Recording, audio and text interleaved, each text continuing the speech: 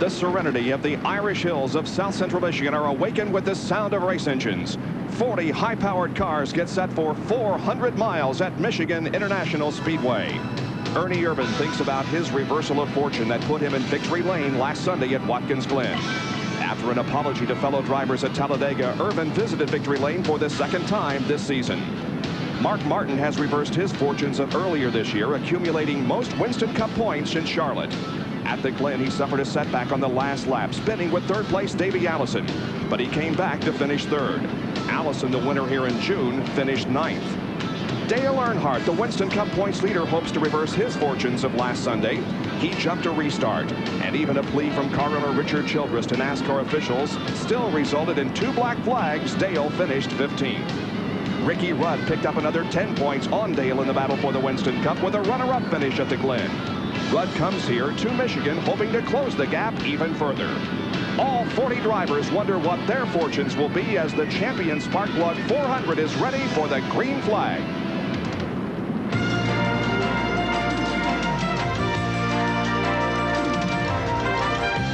ESPN, the world's leader in motorsports coverage, presents Speed World. Today, live from Michigan International Speedway, it's the champion Sparkplug 400. The rains of yesterday have moved out. Today we have clear, cool, and dry conditions as we get set for 400 miles of racing. It's the 19th event of the year, and the quest for the Cup point standing showed that Dale Earnhardt has a 108-point advantage on second-place Ricky Rudd, and the top 5 are separated by only 263 points. Good afternoon, everybody. I'm Bob Jenkins, and welcome to Michigan. The point standings really tightened up following last week's Budweiser at the Glen. Now, for those of you who play the numbers, 3 races ago, the number 2 car of Rusty Wallace won at Pocono. 2 races ago, the number 3 car of Dale Earnhardt won at Talladega. Last week, the number 4 car of Ernie Irvan won at Watkins Glen. Could this be the week for number 5, Ricky Rudd, and could he close in the points even closer? Well, he doesn't have a particularly good starting position. He's way back in 12th. But Earnhardt has an even poorer starting position. And for more on that, let's go to pit road and Dr. Jerry Punch. Well, you're right, Bob. You know, this is the worst place Dale Earnhardt has started since February of 1990 at Richmond, Virginia, when he crashed the car in the final practice session and started shotgun on the field. He will start 26th today.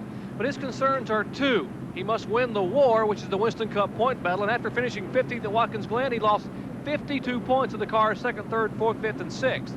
But he'd like to win the battle, winning the race today. But you know, no one's ever won here at Michigan starting outside the top 10. And both the bow tie banner waivers for Chevrolet, he and Ricky Rudd, 1 and 2 in the points, starting outside the top 10. So they'll have a long way to come toward the front.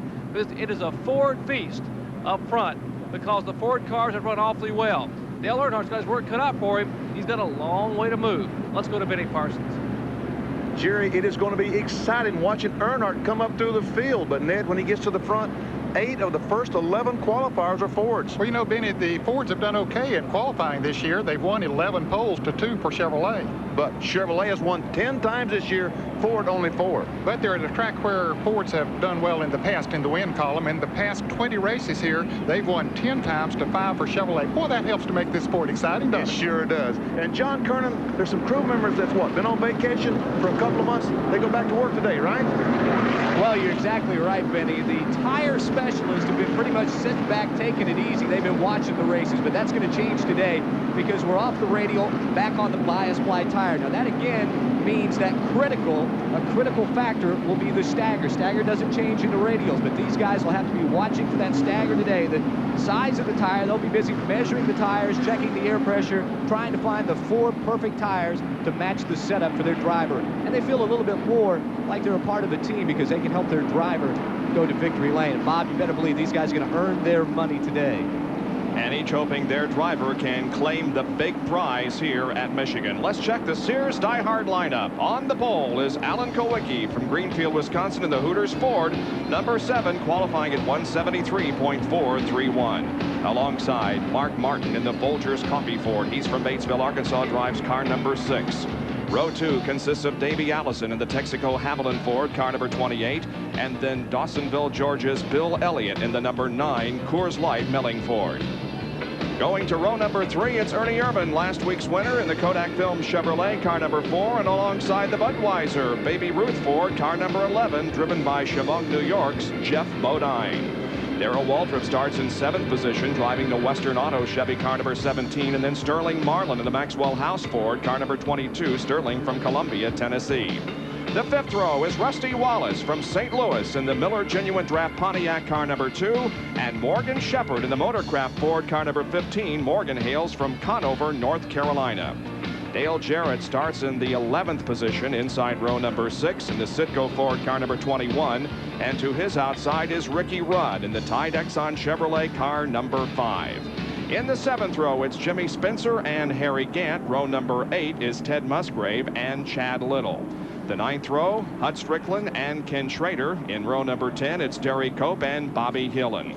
Going to row number 11, Michael Waltrip and Buddy Baker. There in row number 12, you see Richard Petty and Stanley Smith, who had a win here yesterday. The 13th row, Labonte and Earnhardt. There he is, back outside of row number 13. 14th row, Speed and Brett Bodine.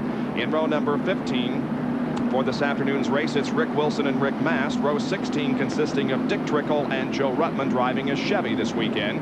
The 17th row, Dave Marcus and Wally Dallenbach. Jimmy Means and Bobby Hamilton make up row number 18.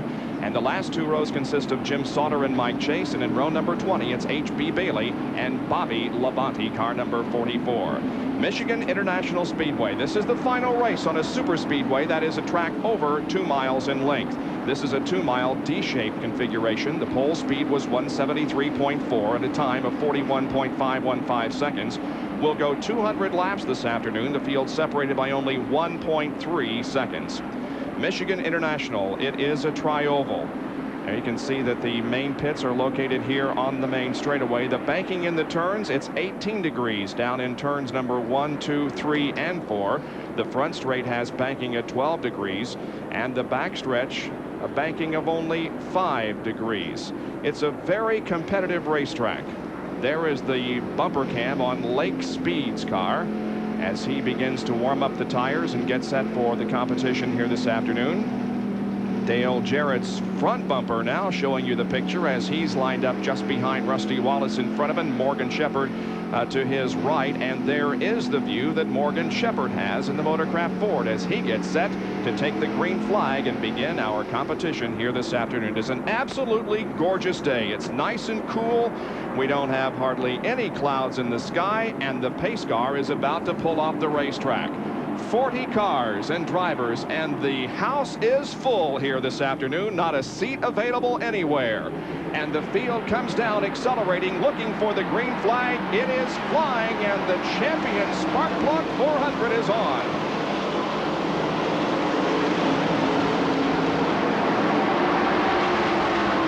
There was one car in the middle. It looked like Sterling Marlin is having a problem. He is really dropping back. He almost got run over on the start, Bob, but everybody sees now that he is having a problem.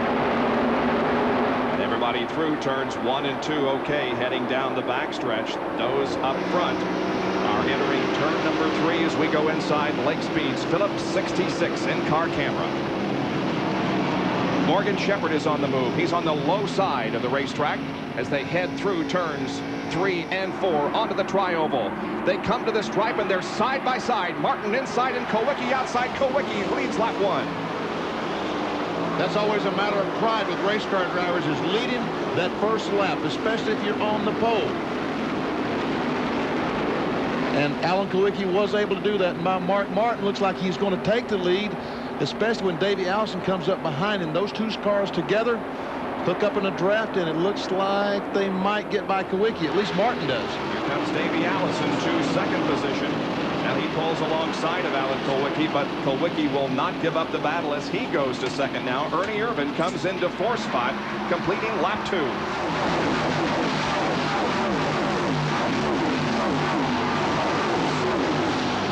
Jerry Punch has a report on Mark Martin. Well, Bob, Mark Martin has already dodged one moment here today.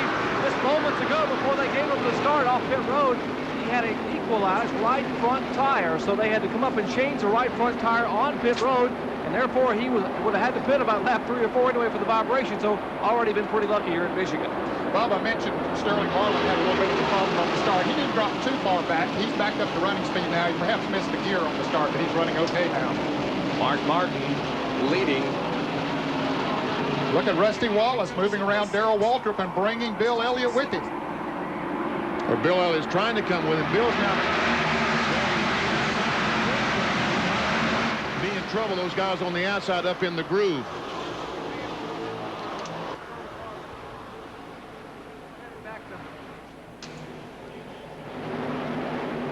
Bill Elliott and Darrell Waltrip running side by side, coming down the backstretch. Elliott, the winningest active driver here at Michigan International, having won 7 times at this 2-mile facility. Darrell Waltrip, on the other hand, has won twice.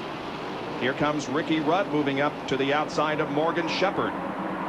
Well, there's Sterling Marlin's car. You can see on the right of the screen just moving around Dale Jarrett. Here comes Kenny Schrader. He said in the driver introduction that his car was strong, and it looks like it is. Kenny Schrader, car number 25. The side-by-side battle there behind Rusty Wallace is for 7th position. Bill Elliott and Darrell Waltrip. Sterling Marlin running in the middle of this pack. Jerry can update us on what happened to Sterling Marlin there on the start. Bob, they brought a brand new race car here to this racetrack, and of course one of the problems they had with when they took off and he tried to change gears, the clutch pedal stuck to the floorboard. He couldn't get the clutch pedal to come back up so he could change gears. He had to physically pull the pedal back up with his foot to get the car to change gears, but now he's in high gear and running pretty well. The concern that I have is what's going to happen when he makes a pit stop. If that clutch should hang down again, he would be in trouble. Davey Allison trying to take that 2nd spot away. We've got 3 Fords in front. The one on the left side of the screen is Mark Martin. He's the leader. The dark car on the inside is Davey Allison. He's trying to take 2nd spot away from Alan Kawicki on the outside in the orange and white car. Alan Kawicki was on the pole today, has a chance to pick up a bonus of $98,800 if he can win the race this afternoon. Now with those guys side by side, the others hook up in the draft and they close in on this battle for 2nd position. Ernie Irvin running back in 4th spot, and then Jeff Bodine. But Davey Allison and Alan Kawicki continue to run side by side as they go through the 1st and 2nd turns. And as they do that, not only do those behind them catch up, but Mark Martin is able to pull away. That's the greatest thing about this racetrack. Those cars can go in the corner wide open at speed and run side by side comfortably, that they're not going to bang off each other. Watch them as they go in the 3rd corner. They can both go in the corner at any speed they want to, and they have a racetrack to run on. The racetrack is 73 feet wide, giving these drivers lots of maneuvering room. And the battle for 2nd position continues as Martin leads. Running by himself down in the lower groove. Davey's car must be a little bit loose getting into the turns, because he can get up beside of Alan coming off the turns and look like he's going to move around him, but then when they get to the turn, he has to back off a little bit. That's similar to the way he did it here in June in this race, in the early part of the race. And Dale Earnhardt has smoke coming from the back of his race car. He's a bit off the pace. Here comes Buddy Baker up in car number 20. May have been tire smoke from that car. We'll continue to watch it very, very closely. But Earnhardt, as Jerry indicated to you, has a long way to go, threading his way through the traffic. A little bit of smoke from the car, but I think it may be tire smoke. He's up to 22nd position at the moment. Mark Martin is leading the Champion Spark Plug 400. Alan Kawicki is running in 2nd spot. Then Ernie Irvin, as we have completed 8 laps out of 200 that will make up this event here this afternoon. And our Speed World coverage of the Champion Spark Plug 400 being brought to you by Champion Spark Plugs, the world's #1 selling spark plug, no matter what you drive. By Quaker State, the Big Q is one tough motor oil. And by Today Chevrolet, who invite you to see why more people are winning with the heartbeat of America. You're watching live coverage from Michigan International Speedway. We'll be right back. Today, ESPN is presenting the ESPN Pick the Winning Chevy Sweepstakes. you will have a chance to win a 1991 Chevy Lumina of your choice. The 2-door coupe, 4-door sedan, APV, or the fabulous new Z34. To enter, call 1-900-933-9300 before the halfway lap. You will be asked your phone number and the number of the Chevy car competing in the race which you think will be the first Chevy to finish. The winner will be selected in a random drawing of correct entries and announced in our next Chevy Sweepstakes race coming up. Call in to win right now, 1-900-933-9300. We can see that once those cars got in line and stopped racing each other behind Martin, they closed right up on his back bumper, and here goes Kawicki for the lead down in turn 1. Trying to break the draft down low. He is pulling ahead of Mark Martin about a half a car length, and now they're 4 wide through here. Look at this. Mark Martin has to get off the accelerator, getting high on the racetrack, but 3 abreast down the backstretch. Allison, then Jeff Bodine, and Alan Kawicki as Mark Martin gets right on the back bumper of Davey Allison, and Allison takes the lead. Pretty exciting stuff, huh, Ned? Well, that's just the way it used to be here at Michigan. It is always exciting to come here and see this wide racetrack. Ooh, they get a little bit close, Kawicki and Jeff Bodine, but always good close racing. It's a Ford formation up front. The first 4 are Fords, and then Ernie Irvan in the Chevy running in 5th position. There comes Rusty Wallace in the Pontiac as he's 6th. And the battle side by side for 2nd position once again is Jeff Bodine and Alan Kawicki as Davey Allison has grabbed the lead and now begins to move away a bit. Yes, as these cars are running side by side, the same as it was a moment ago when Mark Martin's the leader is able to gain an advantage, and Kawicki gets in the corner too hard, slips up the racetrack and loses 2 spots, and here comes Irvin trying to get by him. Once again, 3 abreast racing. Well, I think that's what Davey Allison needed, was an opportunity. I mentioned earlier that his car might have been a little bit loose on the low side of the racetrack, but once he got in position that he could take the lead, then he could take off. That's exactly the way he did here in June. Once he got out front, he took off. There's Dale Earnhardt, and look at the action up front once again. Morgan Shepherd on the inside of Rusty Wallace. There's Kawicki that's going back. He got in the corner just a moment ago, slipped, and has lost 5 or 6 spots since then. And there comes Morgan Shepherd up to challenge Ernie Irvan.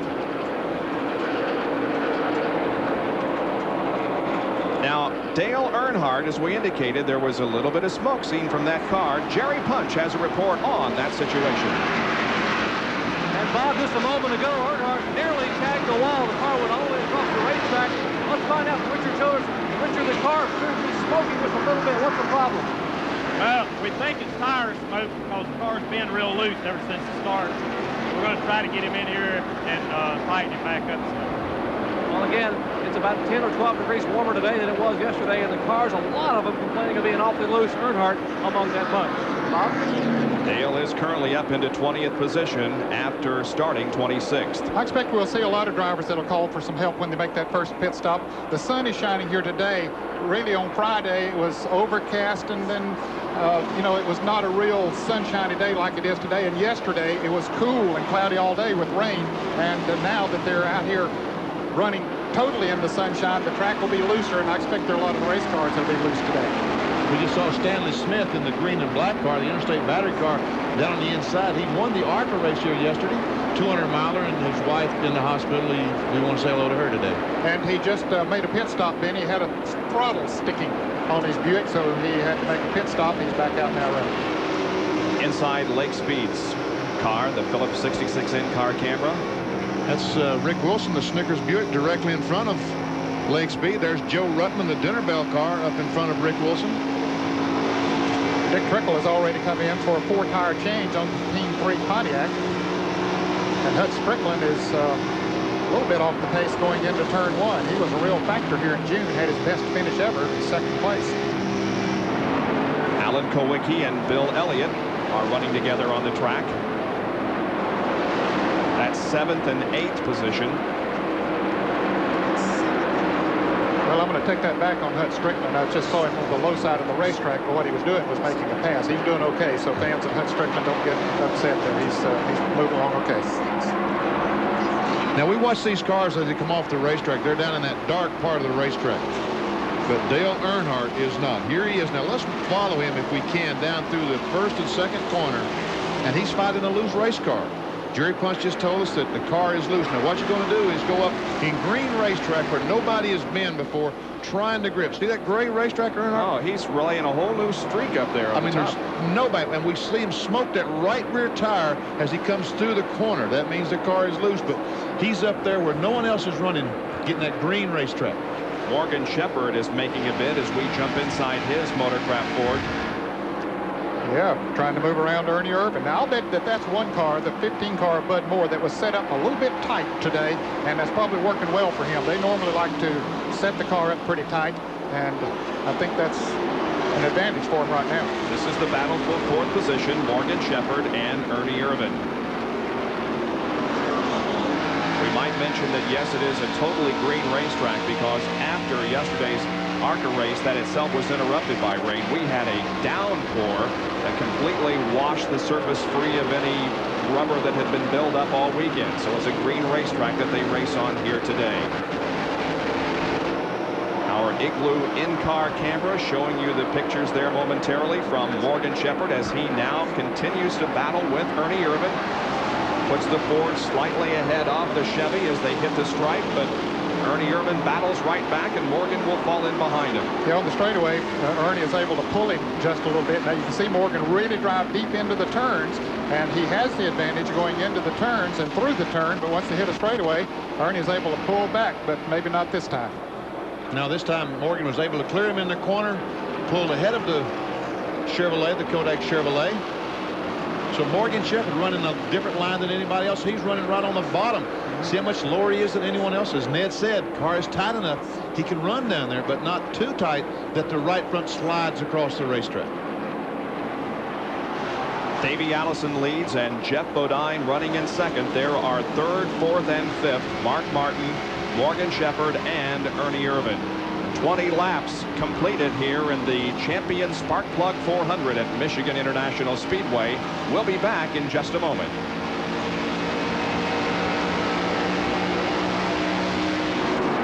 Back at Michigan International, Dale Earnhardt has blown a right rear tire. He came down pit road to get it changed, and then all of a sudden the yellow flag came out. So Dale continues on the racetrack to avoid going down a lap, and there is the debris on the racetrack that has caused the yellow, and is probably from Earnhardt's car. It's probably his tire because the thing has shattered. We'll be able to see the car when he comes around the next time. The right rear tire, the tread has come off and damaged the right quarter substantially on the Goodwrench Chevrolet. Now, the fans might have seen the pace car out in front of him when he came out of the pits. Now, he came down pit road, went across the start-finish line before Davey Allison came around and the pace car picked Davey up, the leader, going into turn one. So I think that it is right for Earnhardt to go on around and without any penalty. Right? Yep. I agree with you, but boy, what a calculated risk it is for Earnhardt to drive around with that car vibrating the way it is. It might damage something else. He has made it, however, to pit road, coming down slowly, according to NASCAR. And Earnhardt just came into pits with the flag not... I mean, he can't come into pits, can he? Well, he can come into the pits, but what that means is that he'll go to the rear of the field, which that's okay. He'll take that chance just to keep from taking the chance that you're talking about, Benny. Let's go to the pits with Jerry Punch. Well, dodging a bullet here already for Earnhardt in Michigan. We might mention that he now is on pit road changing right side tires, and they have already changed a little wedge in the left rear, and now they finally get the car off the jack and pull it away. We might also give a mention that Goodyear's interliner or tire within a tire is what allowed Dale Earnhardt to make those extra laps on the racetrack. Let's go up to John Curran in the Davey Allison pit. The leader is on pit road. Davey will take on 4 tires. They will go with 4 scuff tires. They're also going to make a slight chassis adjustment. The car has gotten just a little bit tight, so we're expecting to take a round of wedge out. Right side's already on. There is the chassis adjustment on the right side. Left side up, tires going on. The Texaco Haviland crew, led by Larry McGrill, is really hard at work. The tires are on, gas is in, and Davey is away. And a lot of activity on pit road. All but 4 cars came in. Jerry? Ernie Irvin completing his service in the pits, as is Harry Gant. Both these cars pulling away. Almost everyone in for a 4-tire change as they race. Remember, they cannot race down pit road, but they're all in line headed down pit road. And fellas, Most every car I saw pit here a minute ago was adding at least 1 and some of them 3 or 4 rounds of bite in the left rear. So those chassis adjustments that we mentioned that were so needed by some are indeed made during this first round of pit stops. It comes under caution on lap number 24. All but 4 cars came in for a pit stop. We'll be back with more live coverage from Michigan in a moment. Back at Michigan International Speedway, I'm Bob Jenkins, along with Ned Jarrett, Benny Parsons, John Kernan, and Dr. Jerry Punch. Dale Earnhardt remains on the lead lap, but the car still isn't right for him. This is the way championships are won and lost. He comes into this race with a 108-point advantage on Ricky Rudd, but things are not going well here in the early stages. Jerry Punch. Well, indeed it's not, Bob. And of course they came in and made the right rear tire change. He came back in because something was flapping. Apparently when the tire shredded, the outer lining of the tire shredded, it pulled or vibrated some of the inside of the wheel well away. The wheel well was dangling and hitting the tire, and of course that would just cut another tire there, so he's coming back down pit road. But he has just radioed back into his crew that something is amiss in the chassis of the car. So they're going to bring the car back in as he comes on the pit road to me right now, and the Goodrich 2 will go to the right side of the car and try to look beneath the rear of the car to look at the panhard bar, the rear sway bar, the trailing arms, because Earnhardt has complained that something is amiss in the rear of the car, and they have the car jacked up, and certainly not the way they wanted to start a Sunday afternoon here in Michigan. There we saw the NASCAR official. We saw the NASCAR. The engine is turned off on the Goodrich Chevrolet. So evidently they found something on that that's going to require some extensive work because they have turned the engine off. Well, now the pace car is coming off of turn 4. He's still maybe 30 seconds or so from going a lap down, but I'm sure they're keeping their eye on that. But there's Richard Petty. He had his STP Pontiac in up on the jacks. Earnhardt does go back out, so he'll stay in the lead lap. You see the pace car coming off of turn 4, but he and Richard Petty both will get out and stay in the lead lap. We saw the NASCAR official signal, and they threw a roll of tape over. They're going to try to take some tape and get that right rear quarter from protruding out as badly as it is, because if he would get next to another car, it could cut a tire on another vehicle. Field is under caution because of debris on the racetrack. H.B. Bailey, the car right behind the pace car, and here's Jimmy Means pitting. Okay, he had taken the lead, Bob, as a result of everybody else coming into the pit. So the Alka-Seltzer Pontiac of Jimmy Means gets 5 bonus points for leading here at Michigan. He's led a number of races this year, heads-up driving on his part, and saved his pit stop for a little bit later. Jimmy, of course, involved in that tragic accident last week with J.D. McDuffie, or he got into the accident after J.D. had hit the fence. You see them making a chassis adjustment on the Alka-Seltzer Pontiac. Well, Richard Childress and the team having a big discussion as to what to do and how to. They break up the discussion, and we will see if Dale comes back in for it. Yes, he is. He's coming down pit road once again, headed toward you, Jerry. Well, I think they may have some serious problems beneath this car, and I heard a discussion a minute ago about something in the rear of the car. They may have to re-weld something. It may have come loose from the frame. They're bringing him back in to jack it up. I was just a minute ago dispatching one of the crew members who cut his finger pretty significantly on some of that torn sheet metal, and we sent him over to the ambulance crew here a minute ago. I turned back around and talked to the crew about the problem with the race car, and now Earnhardt has brought the car in, still sitting in the car. As you can hear, he has shut the motor off in the Goodrich Chevrolet, and they are calling for jack stands on the right side of the car, so they were going to have the car up and on a jack stand for safety reasons. And apparently the bushings have pulled out of the front of the trailing arm. That's the long arm that helps support the rear end.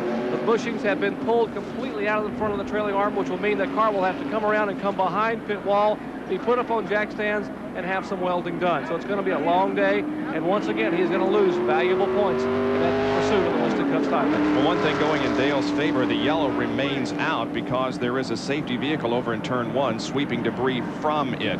Well, there are many things that can go wrong during the course of a race, be it mechanical or whatever. We often hear of a blown engine. Well, here's one way in which an engine can blow. Jerry Punch with it.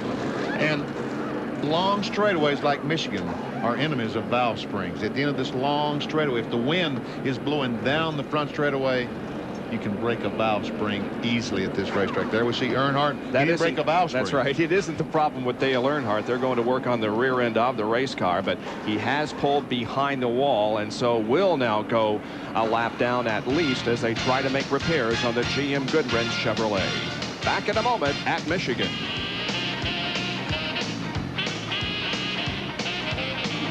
Still sitting in the car here talking to Richard Childress, and who just showed him here a minute ago what the problem was. And Dale, a tough break for you. They were trying to repair, what, a trailing arm? Well, we blistered a right rear tire, tore a tire up there. It was awful loose with the chassis, and it blew out. And then we were coming around trying to keep from getting lapped. The caution come out, and it tore the bushing out of the trailing arm. So they happened to fix that now. We'll get that fixed. We'll go back out. We're going to lose a couple laps. We'll get right here in a little bit. Well, Dale's still able to smile here. Maybe we can show you over here again what the problem actually was as they get ready for a green flag start. We'll have our cameraman tilt down here, and we'll show you. This is the bushing that they're talking about in the trailing arm that came out of the right rear. This is the other side of the bushing, the front of the trailing arm that just came apart and began to vibrate when the tire was cut down. They had to come in and replace it with a brand new one here, and now they'll be able to go back out and race, hopefully, and stay within a couple laps of the leaders. And Jerry, that's exactly what Benny Parsons was talking about, that kind of thing that could happen by going around the racetrack with the flat tire. Yeah, it bit him this time. He probably would have been better off to have accepted the lap that he was going to lose and come in and change tires. But they made the decision, and again, I would have done the same thing. Sure. I think 100% of the fellows down there would have done the same thing, because how often do we see that happen? Not very often. Those are the snap decisions that you have to make. Sometimes they work out, sometimes they don't. The green flag comes back out. We are racing at Michigan, and Morgan Shepherd is the leader of the race, with Jeff Bodine ranked at Davey Allison second and Bodine third. Car 24 is a lap down, trying to get by Morgan to get his lap back. But Morgan drives away fairly significantly. And woohoo, there's Schrader, Brett Bodine, and Dale Jarrett, 3 abreast. And here comes Sterling Marlin in car 22 on the outside, and Jimmy Spencer is there also. And look up front, 3 abreast here is Irvin, Rusty Wallace, and Jeff Bodine. Wow.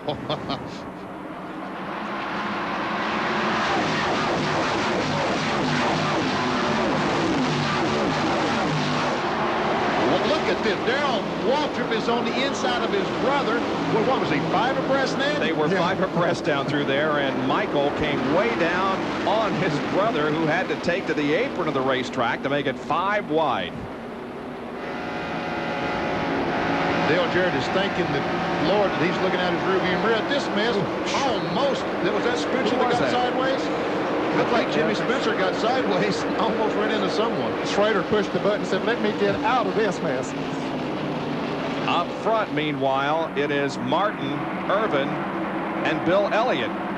And Elliott, he bumps Mark Martin as he slides up the racetrack. He decided that he would get behind Mark Martin, and he made that move awfully fast. And Dave Marcus in the Big Apple Market Chevrolet right behind Dale Earnhardt. Great run today for Marcus. We have not seen Michigan racing like this in many years. And this looks like Daytona and Talladega. Mark Martin comes down, tries to get a little draft off the Dick Trickle car. And here comes Irvin on the inside of Elliott. The fellas, on this restart again, the 22 car, Dale Earnhardt, about to go back out of the pits, but the 22 car, Sterling Marlin, went back again. Evidently, he had a similar problem to what he did on the start of the race. Morgan Shepherd leads. Then it's Davey Allison, Jeff Bodine, Rusty Wallace, and then this group of cars led by Mark Martin. There's Ricky Rudd as he makes his way up through the field, running alongside Dave Marcus. He, of course, wants very much to take advantage of the Dale Earnhardt problem. Now you ask, could there be a change of lead after this race in the point standings? Yes. If Rudd can win the race and Earnhardt finishes 30th or worse, Rudd could take the points lead. Well, I think that Dale Earnhardt is definitely looking at a finish in the 25-30 area. Now all Rudd's got to do is win the race. And that isn't going to be an easy task, given the fact that these Fords are looking good up front. Looking at the front of Dale Jarrett, sit go forward as he follows Ricky Rudd into turn 1. And Dale Earnhardt lost 6 laps. If you want to know, he lost 6 laps repairing that trailing arm bushing.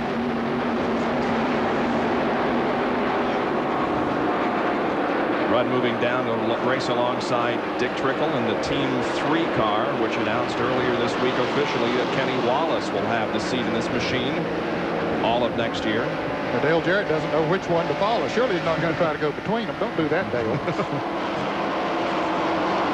Rudd comes up to racetrack, and Dick Trickle backs out of the throttle, squeezes out just enough that Ricky can get in. Rick Wilson in the pits, an unscheduled pit stop on the Snickers Buick. Here comes Ken Schrader. He is alongside of the 71 car of Dave Marcus. Now Dick Trickle moves out of the way. He is at least a lap down. He made an unscheduled pit stop for a vibration, changed all 4 tires, had a tire to equalize. Ken Schrader started 18th in the grid.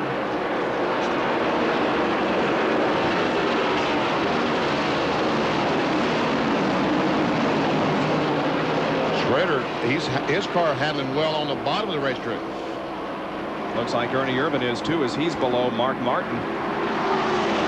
Race for 6th spot. Ernie trying to get away from Martin so he won't slow the cars down, and pulls up right in front of Mark Martin. Harry Gant, meanwhile, the Skull Bandit has pulled up on the back bumper of these 2 cars. Now, Benny, when Irvin went back in front of Martin there, now Martin trying to go back around him, but to us, looked at it coming on the TV, it looked like he pulled back too quick, but his spotter was up there and said clear. That means he can pull back in front of him. He knew that it was okay. This is Morgan Shepherd, our leader. Pulls up right on the back bumper of Dale Earnhardt, trying to put Earnhardt 7 laps down. And Mark Martin is making a bid once again for that position, currently held by Ernie Irvin. Our pole sitter, Alan Kowicki in the Hooters Ford, following that group. Harry Gant, Ernie Irvin. And Martin's hung down on the inside. 6th, 7th, 8th, and 9th here. And Sterling Marlin is entering pit road with an unscheduled pit stop. So maybe that clutch problem persists as we watch Mark Martin and Alan Kowicki, the pair of Fords, race side by side. There's the Jerry Punches down there. Benny, it's not the clutch problem. They have a vibration, and they're going to change right side tires. They saw what happened to Dale Earnhardt when he ran out there with a very, very loose race car, which began to vibrate. He lost a tire. They don't want the same fate to happen to the Maxwell House Ford. So they will come in and change right side tires. He will not lose a lap. Well, in fact, he will lose a lap as he comes exiting down pit road here from the leader toward turn 1. Only a 12-second pit stop for Sterling Marlin, but yes, he goes a lap down as the front runners pass him by at top speed.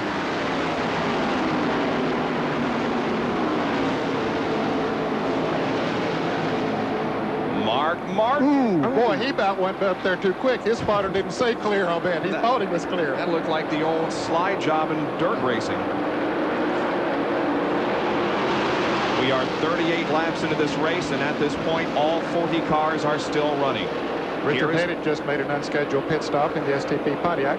There's a leader, Morgan Shepherd, car 15, and Davey Allison is running second as Morgan tries to put Dale Earnhardt 7 laps down, but he has not been able to do that so far. We're glad you could join us on this beautiful Sunday afternoon from the Irish Hills of Michigan for the Champion Spark Plug 400.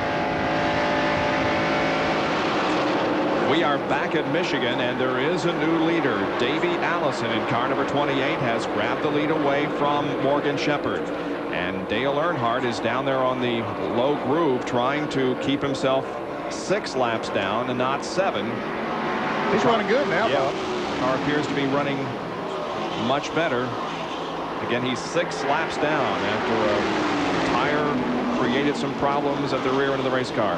Moments ago, Benny almost had a heart attack. Man, I tell you what, I just knew that Morgan Shepherd, that he and Earnhardt was going to get together, because Earnhardt was on the bottom. And here comes Morgan on the inside trying to get by Dale Earnhardt one more time. 3 abreast. 3 abreast. Oh, there's Jeff Bodine trying to stick his nose in there as well. That is for second. The red 11 is Jeff Bodine trying to take second place away from Morgan Shepherd. Allison leads, side-by-side battle for second. Jeff Bodine gets it. And of course, Bodine made it official earlier this week that he would not be back with the Junior Johnson team next year. A replacement driver for him has not been named on the Johnson team. Meanwhile, Mark Martin here continues to run with Harry Gant, Alan Kowicki, and Mark Martin may be having a problem. How about it, Jerry? We've seen his car slipping up across the racetrack the last few laps, and the reason is Mark is driving with one hand. He's using his right hand to hold the gear shift in gear. It's been flying out of gear since about lap 5. They have a bungee cord tied to the gear shift, but it's either too long or too short, so he's having to hold it in gear and drive with his left hand, so he's doing a heck of a job out there one-handed. Well, he certainly is. And of course, he had a bit of a disappointment last week at Watkins Glen, spinning on that last lap while running second. We asked him, do you have any regrets about that last lap at Watkins Glen? I've had a lot of people ask me, why didn't you just do this? Why didn't you just do that? You know, I would have done this. I would have done that. That's okay. I believe that I did the right thing. And I believe that if I would have been in the positions would have been switched around, I believe that it may have not went down that way. But I don't care. I believe in my heart that I did the right thing. NASCAR wouldn't have to police that jump if the drivers would do the right thing on a racetrack. If I would have got two more feet in there, I'd have been more than happy to push Ernie out to the grass. You know, it'd have been my racetrack then, but it wasn't mine. It wasn't mine to take, and I wasn't gonna win it that way. Interesting comment from Mark Martin. Pretty class comment. Yeah, Sure was. Yeah, he can sleep well at night. Not worry about it. And he feels, you know, the tide will turn some days. The incident he is referring to is right here when he went into turn number 1. This was beginning the last lap. He went inside of Ernie Irvan. And we can see that he was only up to that right rear tire on Irvin's car. If he had went in the corner at the speed they were going to, both those cars was going to spin. He was not far enough along. The driver has to make that decision. He made that decision. I'm not far enough to go in there. 3 more feet, he would have went alongside Irvin. And here we are. This is live shot from Michigan International Speedway. Look who he's found again. Yeah, it's Ernie Irvan. There's Ernie. Irvan, meanwhile, closes in on Rusty Wallace. That's for 5th spot. The running order is Allison, Jeff Bodine, Morgan Shepherd, Bill Elliott, then Wallace and Irvan. Mark Martin, Harry Gant, Kenny Schrader, Alan Kawicki, Dale Jarrett, Ricky Rudd, Michael Walter, Hut Strickland, Jimmy Spencer, Dave Marcus, and Darrell Walter. Once again, here's how to enter the ESPN Pick the Winning Chevy Sweepstakes. Dial 1-900-933-9300 before the halfway lap. Then stay tuned to see which car is the first Chevy to finish. If your entry is selected and you have given the correct Chevy winner, you will win your choice of any Chevy Lumina, including the fabulous Z34. Ernie Irvan, of course, was the first Chevy to finish last weekend at Watkins Glen. Not only the first Chevy to finish, but the first driver to finish overall, as he took his second victory of 1991. First since the opener at Daytona. Oh, look at Rusty Wallace. When you see that right rear smoking, that means that he has got the car out of shape. And he had it out of shape, get it in the corner. Ooh, that takes a driver's breath when that happens. And the 28 car, Davey Allison, our leader, is slowing. He is slowing dramatically on the apron of the racetrack in turn number 3. Understand that maybe he has a tire going down, Bob. It'll be an unscheduled pit stop, and he indeed is coming into the pits. Look at this. Where did Mark Martin come from? He wasn't even in the picture a moment ago. And Wallace and Ernie Irvan are so close that you can hardly see between them. John Kernan is there with the Davey Allison pit stop. They think that a left tire has equalized. They're not sure which one. They're going to change all 4 tires, so they will go ahead and fill him up with gas while they do have him in. Davey dominated the race here in June, as we've just seen. He has clearly had the fastest car, but they felt the vibration in the tire, and he had to come in. They did not want to take the chance that Earnhardt did and possibly blow a tire. Davey is down and away 4 new tires. I don't think he's going to stay on the lead lap, as here comes the battle for the lead toward the stripe. That is Morgan Shepherd inside and Jeff Bodine outside, and Davey Allison does go a lap down. If your favorite is a red Ford, you're doing real good today. Jeff Bodine pulls the Junior Johnson prepared Budweiser car out front, as the Motorcraft Ford is right there with him. And you wonder why I talk about when the driver's handling so well on the bottom of the racetrack, why that's an advantage. Because it's such a shorter distance around this racetrack. Bob said, how wide is the racetrack? 73 feet. 73 feet. So if you go down 60 feet and make the corner, you've decreased the distance a great deal. Not a 2-mile track then, is it? Exactly. Back back in the pack. Meanwhile, some great racing still going on as Ernie Irvan leads this group of cars. There is Rusty Wallace and Gant and Schrader and Kulwicki. Bob, a couple of cars have gone to the garage. Rick Wilson in the Snickers Buick and Bobby Lavani in the Slim Jim Oldsmobile. Now, every time a car goes to the garage area, that helps Dale Earnhardt. He was back in 38th place after he came back out on the track. So, you know, his best situation going today is for a lot of cars to fall out. Stanley Smith is coming back out of the garage. He had gone in for a while in the Interstate Batteries car, but he's coming back on the track. Now Ken Schrader moves down under Harry Gant, and Alan Kulwicki will come along, and Davey Allison is there with this group of cars. Yeah, watch him come right through them. With those new tires on, he should be able to just mow right through them. And the leader's not too far in front of that pack of cars that he's going through there right now, so he might be able to catch them and get back in the lead lap. It's going to be hard to mow through them if they don't get in line, but they're side by side. He's got to have some running room, don't he? He must be fuming there. He's got a car that's probably a second a lap faster than these fellas, and they run side by side. He's saying, "Oh, he's going to try the middle." He had a notion. He had a notion, but he said, "No, that's not." Oh, yes, he did. He really did. He wanted to go between those cars so bad you could just see it. It was like me looking at a big steak.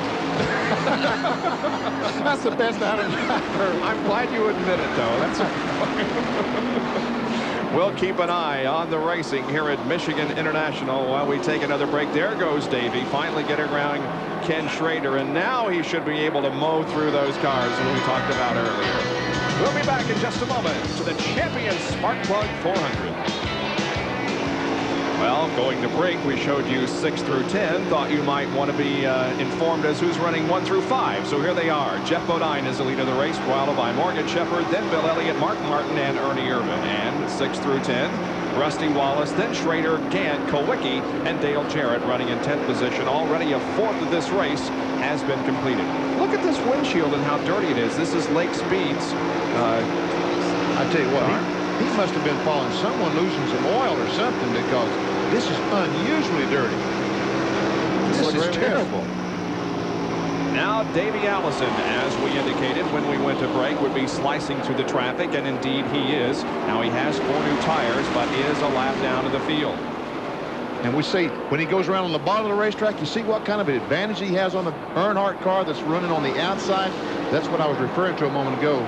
Just the difference in the distance. And here comes Brett Bodine. The Quaker State Buick is coming down pit road with an unscheduled stop. And then he's been into someone, the side of that Quaker State Buick, the right side. You can see there that the door is bent in pretty good on that car. I don't know who he has been into, but they're going under the hood. That's not a good sign, certainly not under a green flag condition. No, it sure isn't. Brett Bodine was running at about 13th position a few laps ago, but now comes in for a pit stop. And the 19 car of Chad Little appears to have gotten into the wall.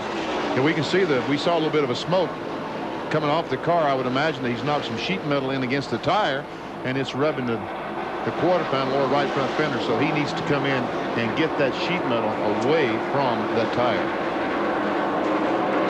That's one chance that you take when you run so high on the racetrack. One slip and you see the side of the 19 car, that's exactly what happens to you.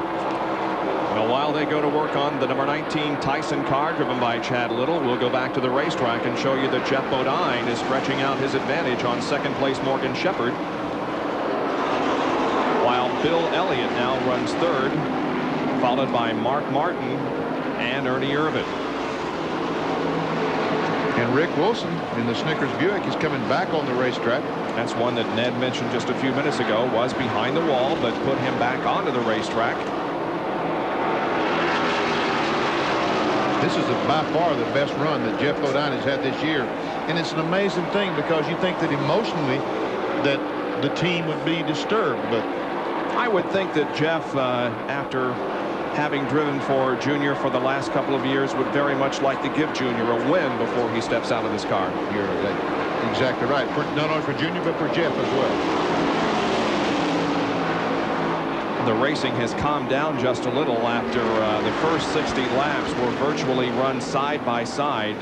Many positions being contested 2, 3, 4, and even 5 abreast. But now we have been under green for several laps, and the field begins to get strung out just a little bit. On the left of your screen there was Dale Earnhardt, and for those of you just joining us, he is 6 laps down. And the action there in the pack, 6, 7, and 8, Wallace, Schrader, and Gant. Now, Schrader was really coming up through the pack after he made the pit stop, but right now he's sort of settled in there. He must have used his tires up pretty good. There's Alan Kulwicki trying to make a pass on the 8th place car of Harry Gant. Can't quite do it. A little further ahead of this group, the number 9 car of Bill Elliott runs in 3rd position, and there is Davey Allison as he again tries to get back to the front of the field and get his lap back. And it isn't totally impossible to lose a lap here and still end up winning the race. Oh, no. This car, he's got a car that he can win the race today. He's going to need a couple of breaks, but Rusty Wallace has done it before, and he's getting ever so much closer to the leaders. He is definitely gaining. I'm talking about Davey Allison. He is gaining on the 1st and 2nd place cars of Jeff Bodine and Morgan Shepherd. So if this thing stays green for a while, he'll be able to get back in the lead lap, in my opinion. Davey Allison is in 30th position at the moment, a lap down. There are your first 2. Jeff Bodine, a little bit of tire smoke from the right rear of that car as he went through the 18 degrees of banking there in the 1st and 2nd turns. And Derek Cope is coming down pit road. He was black flagged the last lap by NASCAR. And I don't know, I did not see the car smoking or anything else. But well, they said somebody was leaking some oil out there, Benny, and that might have been what was getting on the windshield of Lake Speed. Let's go to Jerry for a report. That's exactly right, Ned and Benny. He has an oil leak. We see the car come by us here. The windshield has a little bit of oil in it, but there's oil all over the back of the car. So now the Pure Leader crew will go beneath the Derek Cope car. A tough break for a young man who only got to complete 1 lap here in June. He had an engine problem, and now he has another problem here in Michigan. So that's what we saw on the windshield of Lake Speed's car a moment ago, was just a thin film of oil. And once you get that oil on the windshield, you pick up debris. We can see the oil over the back where it says Pure Leader. There, you see the fellow wipe it off. A graphic. And here's the result of that. Oil all over the front windshield of Lake Speed's car. That's the oil. That's the thin film of oil. Now the dust comes up and collects to it. The advantage to running up front and staying clear of all of this. Look at the difference in the windshields on Lake Speed and the shot from the Igloo in-car camera in Morgan Shepherd's machine. Morgan Shepherd knows that he is, as they take the Pure Leader Chevrolet of Derek Cope behind the wall, you can see there. But Morgan Shepherd, he knows he's running on a sunshiny day. Lake Speed thinks the clouds is going to rain. Well, the Bob Whitcomb team will be intact next year as they have re-signed with Pure Leader and with Derek Cope. So we'll expect them back in 1992. We'll be back with more live coverage of the Champion Spark Plug 400. 65 laps out of 200 completed at Michigan International Speedway in the Champion Spark Plug 400. And Thursday night, some great NFL preseason action headed your way live here on ESPN at 8 o'clock Eastern Time. Join us for the LA Rams and the Houston Oilers, 8 o'clock next Thursday night. Great game on ESPN last night, won by the Giants over the Jets. And there's some great racing going on the racetrack here at Michigan. We're inside Dale Jarrett's car. And look at this 2 abreast racing. That's Schrader and Harry Gant, Rusty Wallace, and right there is Dale Jarrett. He's trying to figure out which one of these guys is going to be the best. And really and truly, it's not a factor which one's the best. It's which one can get through the corner and not slip. Now, Harry Gant's going to try to come down on the inside of Schrader. No, he decided to better than that. Yeah. And he made a good choice. But Harry has to back off going into the turns. Apparently his car has gotten loose and just not getting through the turns too good. They've had that. And here comes Alan Kulwicki up on the outside of Dale Jarrett. But now Davey Allison is about to unlap himself. He has caught the leader, Jeff Bodine, in the Budweiser Ford.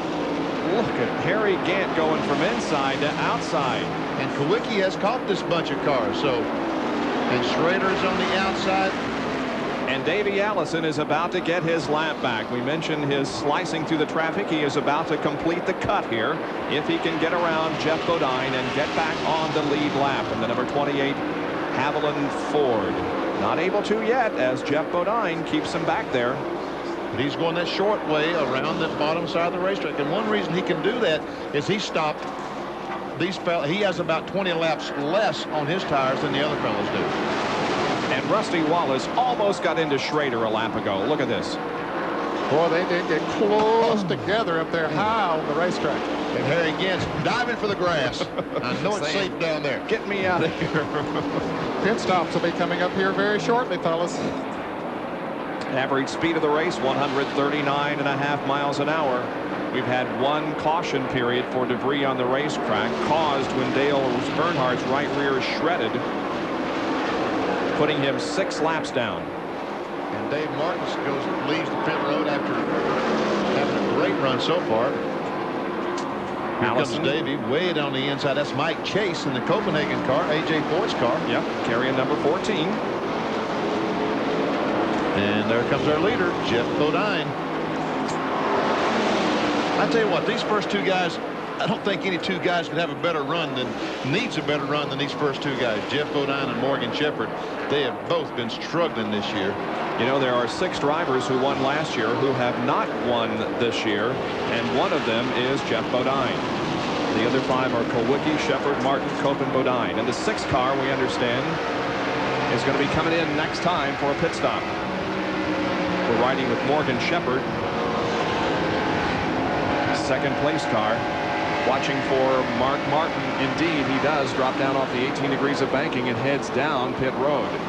Mark Martin has the Folgers Ford ready, and Jerry Punch is ready to describe the action. Indeed, Bob, this will be a scheduled pit stop here for the Folgers team. They pitted on lap 24, so they like to run a little over 44 to 45 laps. Remember, the maximum speed on pit road 50 miles per hour, and so the Folgers car now will come to a halt, and they will change all 4 tires under green. Very important. They're concerned about some tire wear up here and equalizing some tires, so they will take right side and left side tires. 11 cars, the leader, Jeff Bodine, up in turn 4, and he will head this way. And of course, he will have to pit in another 3 or 4 laps as Bodine will come by and put Mark Martin in the lap now. Mark Martin leads pit road, and Bodine hits for turn 1. Great pit stop for a change of 4 tires. 20 seconds. That'll be hard to beat. Bill Elliott coming in. So is Ernie Irvin coming in. A fantastic pit stop for that Jack Roush crew. 20 seconds. Ernie Irvin brings the Kodak Film Chevrolet to a halt, and John Kernan is there with Bill Elliott.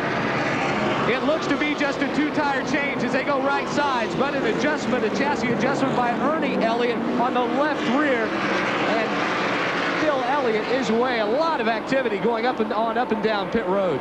Ernie Irvin pulls out. Michael Waltrip pitted just ahead of Ernie. Now, Elliott and Irvin only changed right side tires, whereas Mark Martin changed all 4. But if you do it in 20 seconds, you can afford to make that kind of a pit stop. And Morgan Shepherd, the red car right in the center of the screen, is just now driving into his pit. There comes Rusty Wallace, the black and gold car, making a pit stop. John Kernan is down with Morgan.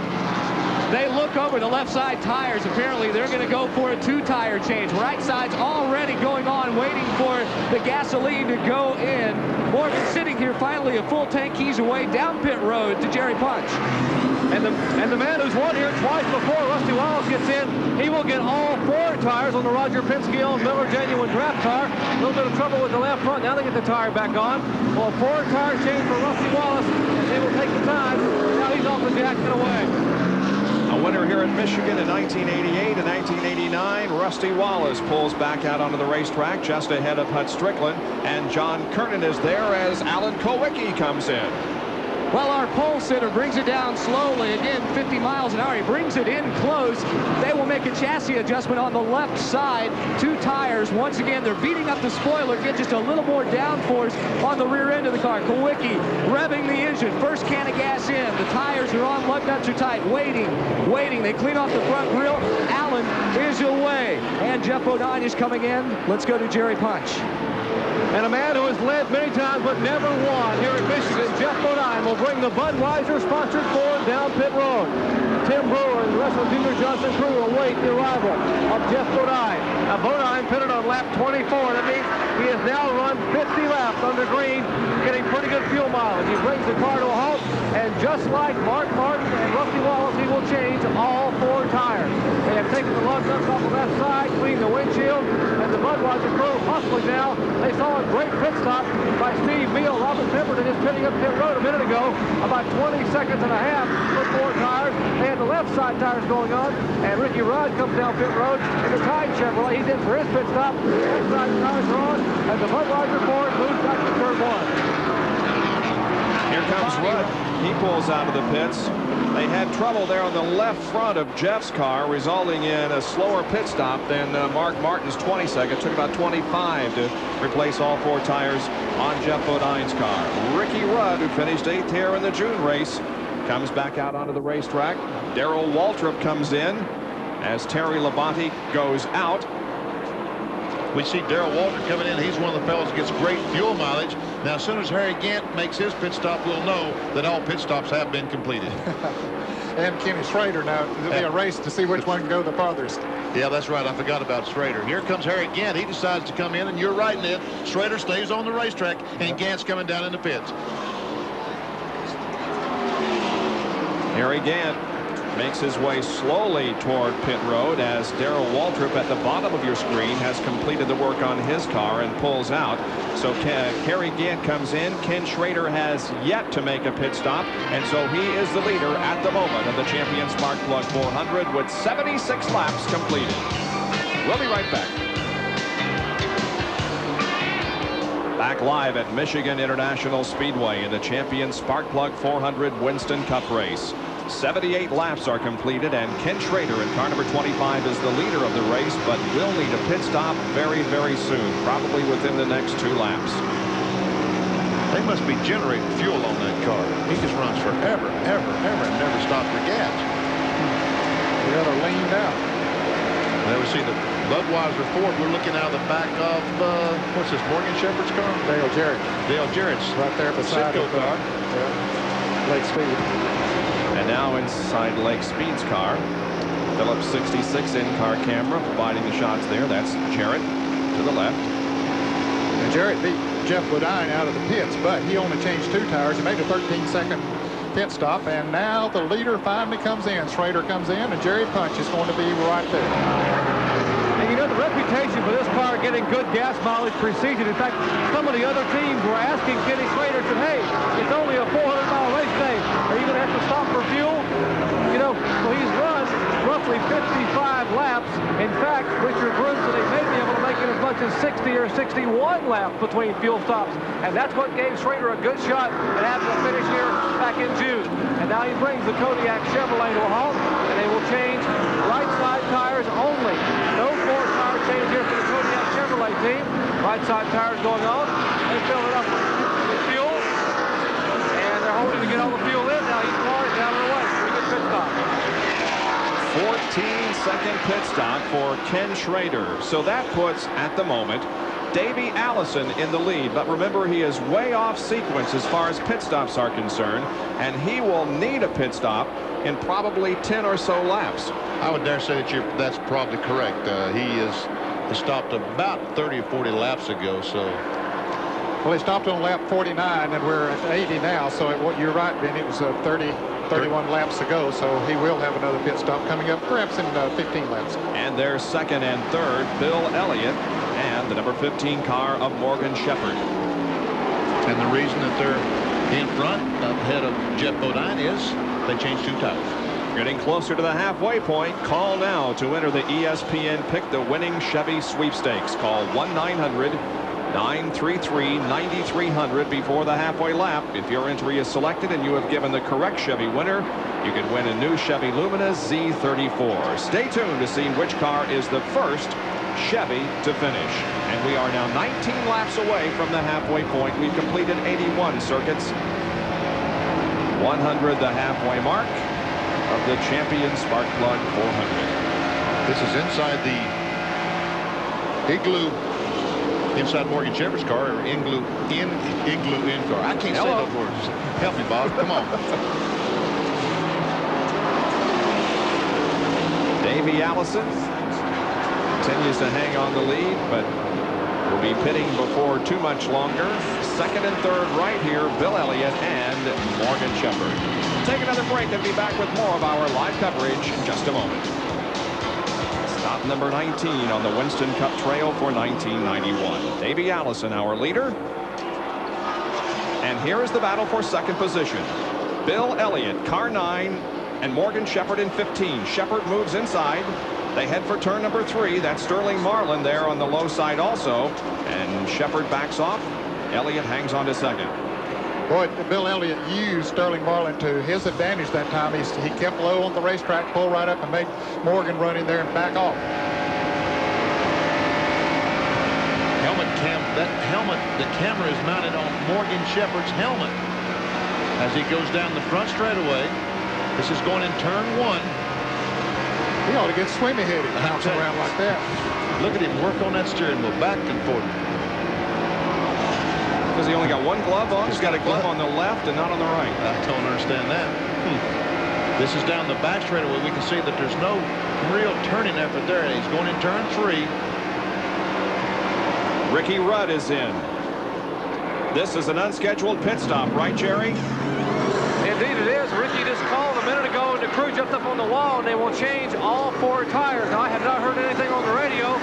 I would have to guess that they probably have a vibration, and they can't afford to take a chance. They saw what happened to Earnhardt, and remember, Ricky Rudd is currently second in the point standing, so they will change all 4 tires. The tide crew getting left side tires home, including the windshield. It will be a costly pit stop under green.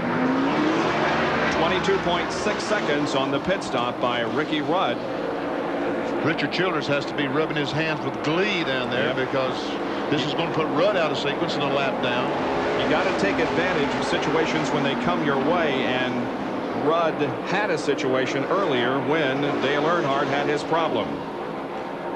So Davey Allison continues to lead here at the moment. In the race here 8 weeks ago, he dominated the event, leading 107 out of 200 laps. Davey, do you think you can win 2 in a row here at Michigan International? We brought the same car back, the same engine, it's the same racetrack. It's a little bit later in the year, and maybe we can just sort everything out and be ready for this weekend as good as we were for the last time here. But you know as well as I do that there's a lot of tough competition here, and we had the whole package right the last time, and everybody else had one area or the other, either a horsepower or the handling. And this time there's probably going to be somebody else that has the whole package right. Well, it appears as if this team has the package right again, but remember, he did have a problem and made an unscheduled pit stop, got off sequence, and now it's just going to come down to what happens the rest of the way. We talked about Kenny Strader and what great fuel mileage that he got while he was out there, and he ran 10 laps longer than Mark Martin. 10 laps, 20 miles longer than Mark Martin before he made his pit stop, but yet he's going very slow in those last 10 laps, slower than the fellows that's been in and gotten tires. So Davey Allison, it may be an advantage. It may work out that he was able to stop early, had to stop early, but it may end up being an advantage before the day is over. Well, he'll be coming into the pits perhaps in the next 5 or so laps, Benny. According to our calculations here, we'll see when he does come in. When Ricky Rudd made his pit stop a little bit ago, he was running in about 15th position. Of course, he has gone a lap down now and is back in 23rd position. I'm impressed with the way Davey is able. Oh, here, Davey's crew is getting ready, but he's out there with tires with 15, 20 laps more than the other competitors, and yet he's still staying ahead of them. So his package, as he called it a moment ago, looks pretty good.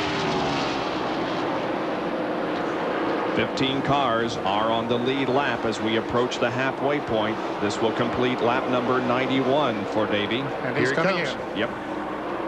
That's going to give the lead now to Bill Elliott.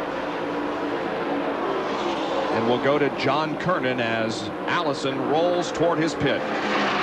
Well, as we've been documented, Davey got off schedule by pitting and changing 4 tires earlier. Had a tire equalized. We found out it was the right rear tire that equalized. This will be just a 2-tire change as they put 2 on the right side. They take a look at the left side tires. Ryan Pemberton, the tire specialist. The gas is in. 12.3 seconds, a lightning fast stop for Davey. And that'll leave him in the lead lap, John. Yep. But they did not get the car full of fuel. The gas man was chasing the car as it left, and they decided not to get it full of fuel. Elliott just coming out of turn number 4 as Allison pulls back on the racetrack in turn number 1. Here comes first and second, Elliott and Shepard. But Davey will stay on the lead lap, and now we will get a better indication of exactly how good that package is. He has stayed on the lead lap, but is going to be at least a half a lap behind those running up front. Now, he went 42 laps that time on that tank of fuel, but as Benny says, he didn't get the car full that time, so he might not be able to even go that far the next time. So what you were talking about being an advantage overall today might not be that much of an advantage because they didn't get a full fuel. Riding with Morgan Shepherd, the Igloo in-car camera. A little bit of oil seen also in that windshield as he's following the leader, Bill Elliott. Yeah, we can see where they cleaned the windshield on the pit stop. The left side much clearer than the right side. They only clean the windshield direct in front of the driver. They figure he has no use looking out the right side. And that's true unless here in Michigan you run that high groove, you sometimes want to look out to that right side and see the wall. Right there you want to see how close you are. I wouldn't want to.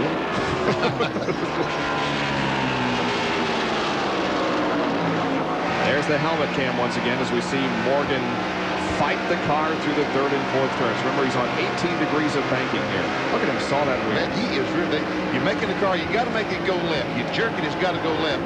And as soon as you jerk it to make it go left, it may want to get loose and you got to go back to right and keep catching it.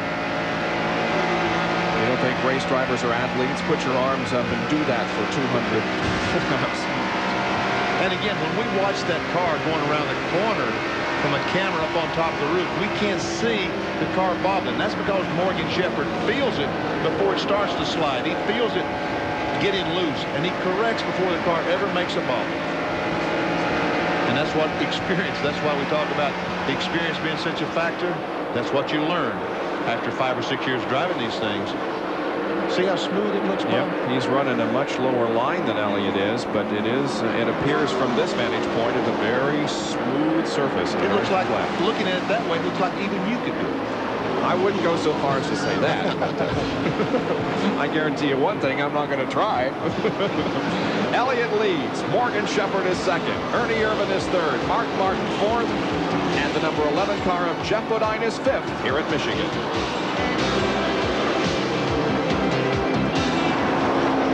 At Michigan International Speedway, Bob Jenkins along with Ned Jarrett, Benny Parsons, John Kernan, and Dr. Jerry Punch. We're watching Lake Speed, the Trop Arctic Pontiac. 22nd position, only 3 laps away from the halfway point. Now we look at Morgan Shepherd. We saw his helmet cam a few minutes ago, him sawing the wheel. You can see where the camera is. It's right down there on the bottom part of the helmet. Yeah, I see it. Right there. It doesn't look like he's working as hard from this angle, does it? No. But watch this when he goes into the turn. He's on the backstretch right now. But watch as he sets the car into turn number 3. And look at him work the wheel now. Okay, watch him as he makes the car go left and comes back and catches it. Go left a little bit. Now, come back and catch it. Okay. Now, if he knew just exactly how much to turn it, he's scrubbing off just a little bit of speed there when he's turning it that way. But it's hard to get to know exactly how much you need to turn it. And really, he's not turning it that much. He wouldn't be scrubbing off much speed. He even had an opportunity there to reach up and scratch his nose. Did you know that? Yeah. How does he get to it? That's a good question. One more lap and we'll reach the halfway point of this race. What he's doing is pushing these goggles back up. Yeah, the perspiration on his nose and forehead makes him slip down, and so he pushes them back up. There we see Morgan Shepherd going through the bottom of the racetrack up in 3 and 4. Trying to find him a groove, trying to find him a faster way around the racetrack, a way that will allow him to pass that 9-car Bill Elliott. Doyle Ford shows them cross flags. 100 laps have been completed, halfway point. Now, that wire that you see going up to the steering wheel there, that's for the two-way radio. So he just pushes a button when he wants to talk right there about where his thumb is, and makes it very easy for him. It's now the halfway point of the race. All phone-in entries for this week's ESPN Pick the Winning Chevy Sweepstakes are now closed. The winner of the sweepstakes will be announced in our next Chevy Sweepstakes race. You can call 1-900-933-9300 in 10 minutes to enter the next contest. And our congratulations to a gentleman named Charles Allison from Las Vegas, Nevada, who was the winner of our ESPN Pick the Winning Chevy Sweepstakes last weekend at Watkins Glen. Congratulations. Charles Allison wins his choice of any Chevy Lumina. There's Buddy Baker in the 20, the red 20 car on the inside of Bill Elliott. Now he's about to go a lap down, Benny. He is in the 15th position, so that will leave 14 cars in the lead lap. Now the next driver that would be going a lap down, Allison. well, yeah, Davey Allison is 14th, and I doubt if they'll be coming up to put a lap on him. Here's Rusty Wallace, Ken Schrader, and Alan Kulwicki. That is 8, 9, and 10.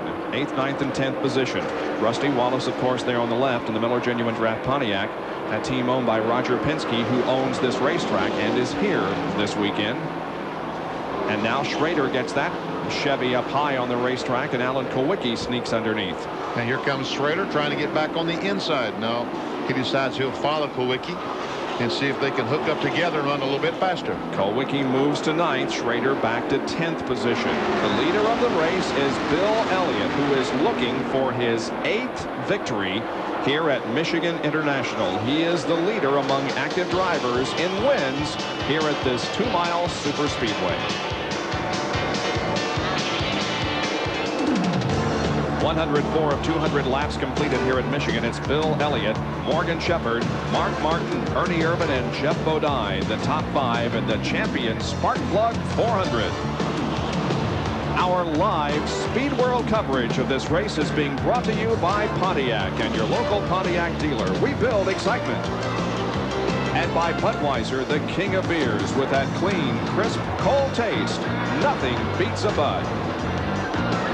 Ken Schrader had an encounter with the outside retaining wall, a minor one a lap or so ago, and he's headed for the pits. Jerry Punch is there. Well, it may have been minor from where we sit, but from where Kenny Schrader was sitting, it was a major one because he had the right rear tire rubbing.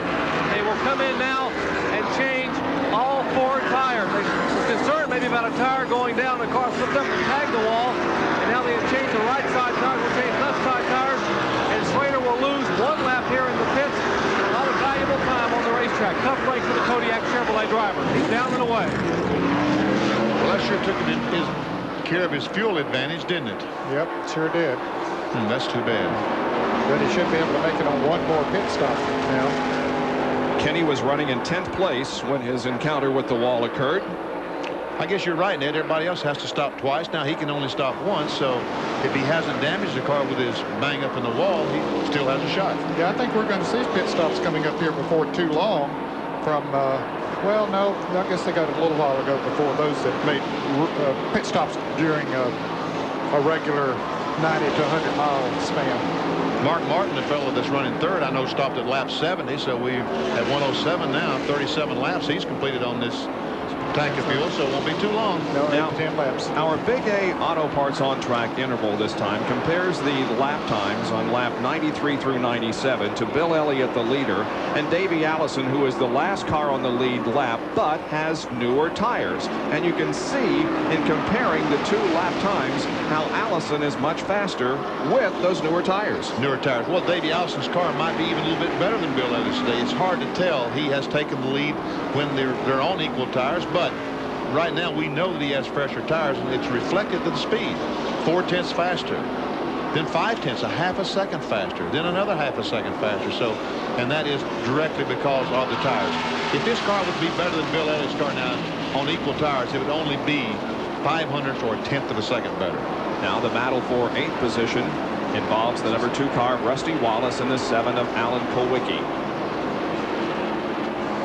While we watched that battle, Ken Schrader came back into the pits for another stop. He is back out on the racetrack now, but he did come back into the pits. There's Harry Gant in the car number 33. He is currently being shown in the 7th position. So you got 3 cars, 6th, 7th, 7th, 8th, and 9th. And that's Dave Marcus there in number 71, who is not on the lead lap. Bill Elliott has the lead at the moment, but it appears as if Morgan Shepherd at number 15 begins to close in a little on the Coors Light Ford. We're going to do a field snapshot here, so get ready and look for your favorite driver as he comes through the shot, and we'll start the clock in the upper right, and you can tell how many seconds he is behind the leader. We'll start the clock as Bill hits the line. try to help you as much as we can. That's Bobby Hamilton, Rick Maston, Mark Martin, Buddy Baker, Ernie Irvin. Mark Martin is their third place car. He went by. There's Chad Little, Hillen, Wally Dallenbach, Ricky Rudd, Jeff Bodine, Mike Chase, Dale Jarrett, who has a great run going. There we saw our group of 7, 8, 9 went by. There's the King. There's Darrell and Michael Waltrip and Hut Strickland right behind them. They are currently being shown in the 10th, 11th, and 12th positions. There's Davey Allison, Ricky Rudd. I called someone else Rudd a little bit ago. I'm sorry, folks. That was Derek Cope, I think. And here come the leaders. That's H.B. Bailey passing through. And there is Elliott, and it's 43 seconds, a 43-second lap. And that translates, Benny, to 167.4. Quick calculations there, Bob. That's good. Thank you very much. Actually better. Looked like he did. Oh. I saw that. Don't give me credit for anything. Morgan is slowly moving in on Elliott. We talked about an advantage a little bit ago. These two cars are, it looks like they are even. Morgan Shepherd has closed up on the back of Bill Elliott, but again, he was only 5 car lengths behind. Now he's 3 car lengths behind. Average speed of the race up to 149.5 because of only one caution flag. What's that in-car camera one again, once again, Bob? The igloo. Thank you. Watch my lips. Igloo. Here's Alan Kulwicki in the Hooters Ford trying to move around Harry again. There's Rusty Wallace right in front of him. Kulwicki, of course, the pole sitter. Eligible for $98,800. If he does not win the race and that total goes up another $7,600, it goes up to $106,400 at Bristol next Saturday night, and that's where Rusty won the last Unocal bonus money. Hey, that's right. The Unocal Corporation puts up $7,600 each and every race. If it's not won, as Bob said, it carries over, and it gets up to a bunch of races right now. That is not A.J. Foyt there on the bottom of the racetrack. That is Mike Chase, who A.J. has hired to take the Copenhagen Oldsmobile on the Winston Cup circuit.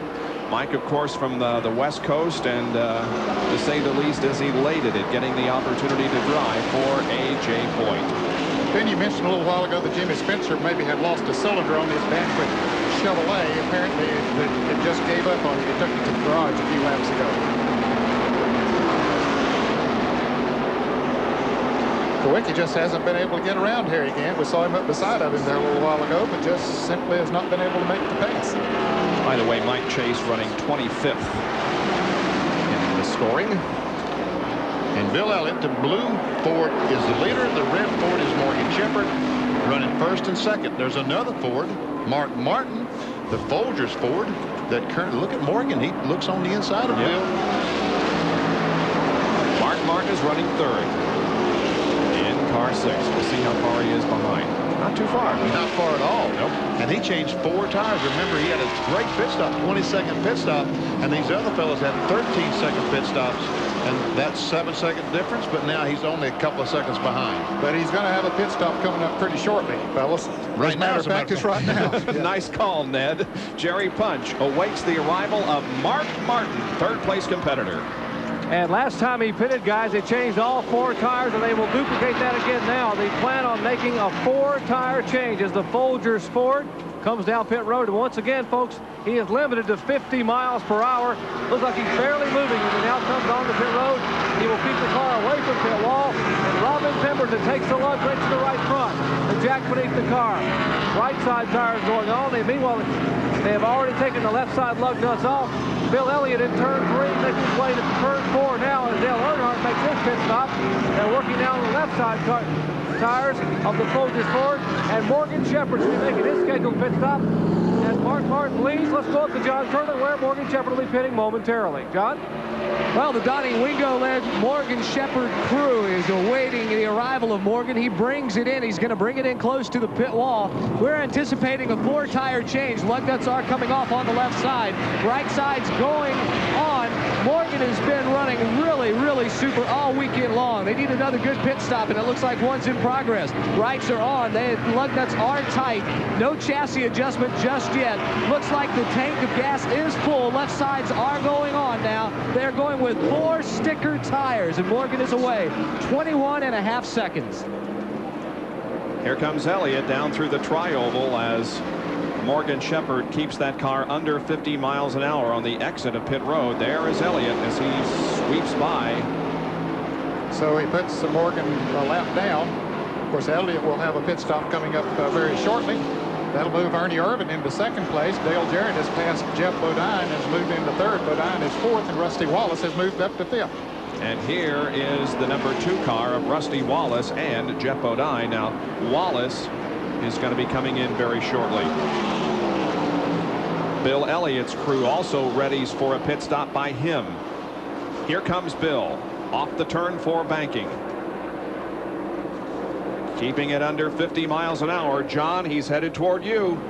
I tell you what, Bob, it's just an agonizingly slow pace to watch him come in. But, of course, safety on pit road is what NASCAR wants, and they are getting it. Now, Bill had just a few laps ago radioed in, said he only wanted right side tires. But Ernie Elliott and the crew decided to go for a 4-tire change. Morgan Shepherd's strategy of going with 4 new tires may have dictated that they, too, take on 4 tires. Right side's already on. No chassis adjustment. They are using scuff tires, whereas Morgan took on sticker tires. Left side's going on, and now Bill is down, and he is headed down pit road.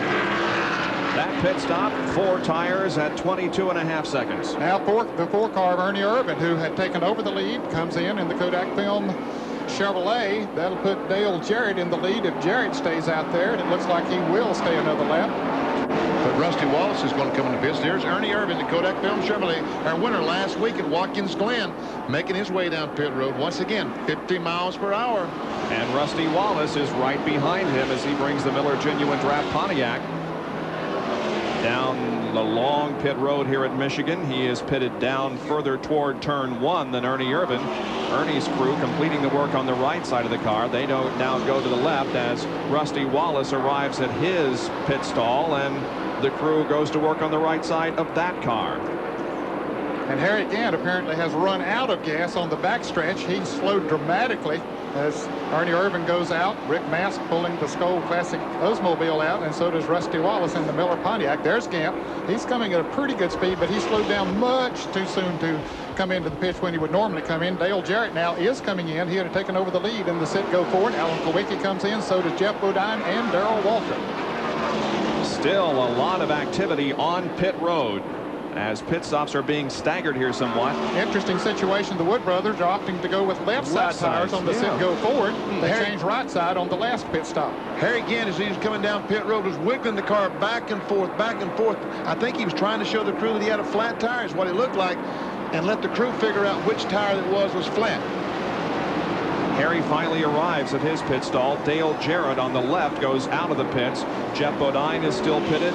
Darrell Waltrip is still pitted. Here comes Alan Kowicki out. Now Waltrip's car is down off the jacks, and so is Jeff Bodine's. Those two pull out while Harry Gant remains on pit road. Michael Waltrip coming in the Pensol Pontiac, and so is Hud Strickland. Michael Waltrip had taken over the lead. But now here he comes in. Yep, and Hud Strickland coming in right behind him. That Pennzoil crew swarming all over them. 4-tire change. Hud Strickland pitted just up pit road from the Michael Waltrip car as Davey Allison assumes the lead once again, off sequence from the others. Stay with us. We'll be back for more live coverage from Michigan. Now, we've had problems on the number 11 car of Jeff Bodine. It's in the pits again. Jerry, what's the problem? Well, apparently the car developed a miss. They thought it may be an ignition problem. They're trying to roll the car. They had the hood up. Beecher Hetland, who's the engine builder, is walking along the right front of the car with the hood up, and they are pushing the car down pit road, trying to get the car refired. And apparently now the car will not refire. They will push the hood down, and they're going to go work on some of the wiring again. A tough break for Jeff Bodine, who led both in June and today, and apparently will not go to victory lane. Bodine with a very strong car here at Michigan today. Ran up in the top 5 for most of the time, but problems have arisen on the Budweiser Ford. And on the racetrack, Davey Allison in car number 28 trying to put the number 17 car of Darrell Waltrip and the 25 of Ken Schrader down a lap. That's Chad Little on the inside. Chad is already a lap down because he made some contact with the outside retaining wall earlier in the day. Davey Allison's pit stop may be coming a little bit earlier than we thought. Watch for Davey to possibly come in this lap or the next one. Well, Benny said they didn't get it full of fuel. Yep. The last time they stopped, they made an awfully quick 2-tire change. So now he comes back into the pits, and John Kernan will be there. Benny was exactly right. They only got just a little bit over 20 gallons. Now, they could have gone about 5 more laps, but they're going to need another stop anyway. They're within that window, so they decided to go ahead and bring him on in. And unlike some of the teams we've seen, they're going to go with a 4-tire change. We told you the Wood brothers went with 2 tires. Davey and Robert Yates and the crew got talked on the radio, and they have decided to go with 4. Now, lug nut on the right front tire came off, and they had to put it back on by hand, but that's not slowing them down too much. Lefts are on. It's full this time, and Davey is going down pit road. Allison picking up speed in the Haviland Ford, keeping it under 50 miles an hour. And now the lead goes back to Bill Elliott. Mark Martin shown in second position, and Morgan Shepherd now is in third, but Elliott has a rather comfortable lead at the moment. Here comes Mark Martin, followed closely by Shepherd. Jerry, more on that Jeff Bodine situation.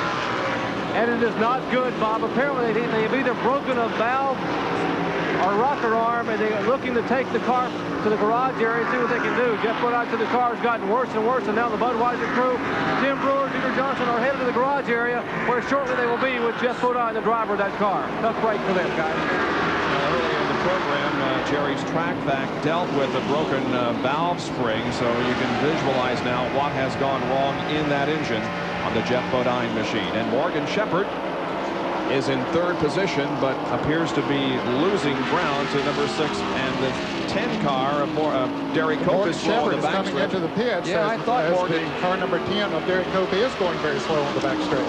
I thought Morgan Shepherd was going to turn into the pits. He was going so slow, but meanwhile he does continue on and comes right down to his pits. It kicks the car in neutral, and the crew is going under the hood. Oh, so man. We're seeing some Fords who were so fast in qualifying having some problems here.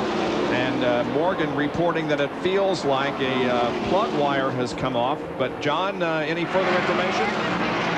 Well, Bob, all I can tell you is that the car sounds very, very sick. They have shut it off down here. Morgan's sitting behind the wheel. Bud Moore and the crew have come over. They're going to put another spark plug in. They think that might be a problem on the left side.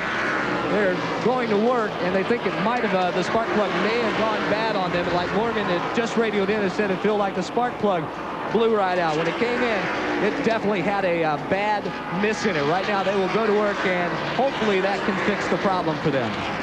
While we watch Morgan Shepherd, we showed you a few minutes ago Derek Cope going slowly down the backstretch. He has taken the Purolator car to the garage area. There is Morgan Shepherd waiting on the crew to finish up under the hood so that he can get back out on the racetrack. And Hut Strickland made a not scheduled pit stop a few laps ago in the Ray Bestis Buick. Hut is currently being shown in the 21st position. He had been up in the top 15. Well, we are now 69 laps away from the finish of this race, as 131 laps have been completed, and the Western Auto race summary shows us that Bill Elliott has led 28 of 127. One caution period for a total of 7 laps. That was for debris on the backstretch. Lead changes 15 among 11 drivers at an average speed of 150.52. Now, those that have led a lap include Shepherd, who's in the pits, also Davey, Martin, Kulwicki, Jeff Bodine, Means, Elliott, Schrader, Jarrett, Michael Waltrip, and Ernie Irvin. Out of the race, Bobby Labonte, Stanley Smith, Brett Bodine, Jimmy Spencer, and Rick Wilson. Now, the Western Auto Mechanic of the Year standings, Larry McReynolds, employed by the Davey Allison team, is on top of the standings, but by only 1 point over Kirk Shelmerdine of Dale Earnhardt's crew. Tony Glover is third. He works, of course, for Ernie Irvin. Bob Johnson on the number 1 car is fourth in the standings, and Waddell Wilson of Ricky Rudd's team is fifth in the Western Auto Mechanic of the Year standings. Michael Waltrip is off the pace, Bob. It's And Darrell. so is Darrell. Well, Michael had slowed down. He was running in 7th place, and Darrell was running in 8th place. The Waltrip brothers having problems. We'll check those situations while we take a break from our live coverage of the Champion Sparkplug 400 Winston Cup race from Michigan International Speedway. We are under caution here at Michigan for the second time. Big puff of smoke from the Darrell Waltrip car down the backstretch, bringing out the caution, bringing Darrell into the pits, and now the crew pushes the car behind the wall. Must have cracked a head, we understand, on that car. And Bob, the big loser on this situation is Ricky Rudd. He had just made a pit stop. He had gotten out of sequence with the others because of an unscheduled pit stop just a lap ago. He had come into the pits. He would have been on the lead lap if he could have hung on for one more lap, but now he's way back in the pack. And the green is being displayed at the end of pit road, signaling the pits are open, and several will take advantage of the caution flag. Here comes the leader, Bill Elliott, Mark Martin, Ernie Irvin, Rusty Wallace, Dale Jarrett, Alan Kulwicki. Jerry Punch is in the pit area with split screen here on our pit stops. Now we'll show you Bill Elliott on the top of your screen and another Ford Folgers colors of Mark Martin at the bottom. Now the Mark Martin crew going to the work on the right side of that car as Bill Elliott will get service from his crew further up pit road. Cleaning the windshield. It'll be a 4-tire change here for Mark Martin. They come around to the left side. Robin Pemberton now dodges the jack man, takes the left front tire off, left rear going off from Steve Mill. As the car number 9 exits pit road, the Coors crew are completing their service. And now we're getting Martin's car in gear. Remember I told you Mark Martin's car was flying out of gear early on. And you heard the car fly out of gear as he tried to accelerate to leave pit road. That cost him being able to get out in front of Bill Elliott. Well, this caution period does several things. First of all, in addition to the situation with Rudd that you mentioned, Ned, it also puts Davey Allison back in sequence. It does indeed. And so he will get back in sequence with the rest of the leaders. We're on 136 laps into this event. Second caution of the afternoon. Back with more right after this. Back live at Michigan International Speedway in Brooklyn, Michigan for the Winston Cup Champion Sparkplug 400 on a beautiful Sunday afternoon in the Irish Hills. Our Speed World coverage is being brought to you by Buick and your local Buick dealers. Remember Buick, the new symbol for quality in America. Still under caution here at Michigan International Speedway. The leaders have pitted, and last lap, everybody that was not on the lead lap had an opportunity to come in for some pit work. And the Grand Marshal of this Champion Sparkplug 400, Crystal Loescher, she's with Jerry Punch. Thank you, Bob. This pretty young lady not only is the Grand Marshal today, courtesy of Champion Spark Plugs, along with her husband, Mike, but she is a wife, mother, and businesswoman, and also she's a NASCAR Winston All-Pro Division driver. But, Crystal, most importantly, you have a very special message for a lot of the kids who around the country. Yeah, Jerry, I was noticing on the back straightaway the big bear cub from NASCAR. Well, our message is we really want the kids to look up to the drivers that are here today and all the workers in the pits, that they need to concentrate on winning at life, and that means staying straight, staying in school, and just doing a good job. Now, Crystal speaks at high schools and elementary schools all around the country, trying to improve and trying to impress upon the kids the Say No to Drugs campaign and the new program that she's involved with called Kids Who Care. Right. It's a new program. You know, the children have been hearing Say No to Drugs for so long that it doesn't really mean anything to them anymore. So we're turning that around. We're going to look at it a little bit more positively, and we're going to put it together, a program that says say yes to winning. And it doesn't mean just on the racetrack. It means winning at life. And if we start with the children when they're small, you know, realistically, those are our race car drivers of tomorrow, our pit crew, our business people, and we've got a secret weapon out here, and it's those race cars. You go to a school and talk about a Say No to Drugs program, you better bring your race car, and you've got their undivided attention. And she's a driver and runs a driving school down in New Smyrna Beach, Florida in her spare time. Crystal Loescher, our Grand Marshal. Bob? Nice message to all the children of the United States and to all others for that matter. We'll resume our live coverage here at Michigan in just a moment.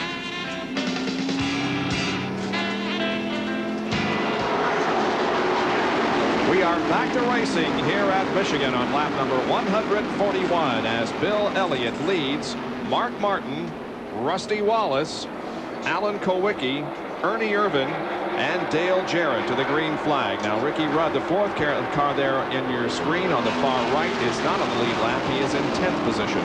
Well, as long as you told you to tell that, Dale Jarrett was passed by Davey Allison for that 6th spot. So, well, Davey is going to move up through the field, I have a feeling, because again, he is back on the sequence of everybody else as far as pit stops. There's Allison there up the far left of the screen as Dale Earnhardt continues to struggle. For those of you just joining us, he is 7 laps down because of a problem very early in the race.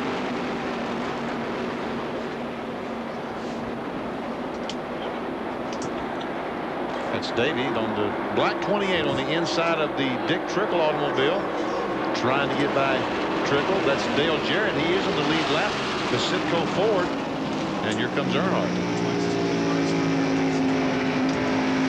This is the Citgo in-car camera, the front bumper on Dale Jarrett's car. And look behind these fellas. 3 abreast again. Morgan Shepherd, Sterling Marlin, and Harry Ganner 3 wide coming down through the tri-oval here. Of course, Morgan Shepherd lost a lot of laps when he had a problem, spark plug or something. And there's Harry Ganner trying to get on the inside of Dale Jarrett. Dale has chosen to follow Dick Trickle around there. And spin up in turn 2 right behind these cars. And 2 cars involved, 3 involved. I believe Joe Ruttman is involved. He hit whoever spun up there that's against the outside wall, and then somebody spun behind. That's the 89 car, I believe, of Jim Sauter up against the wall. There yes, it is.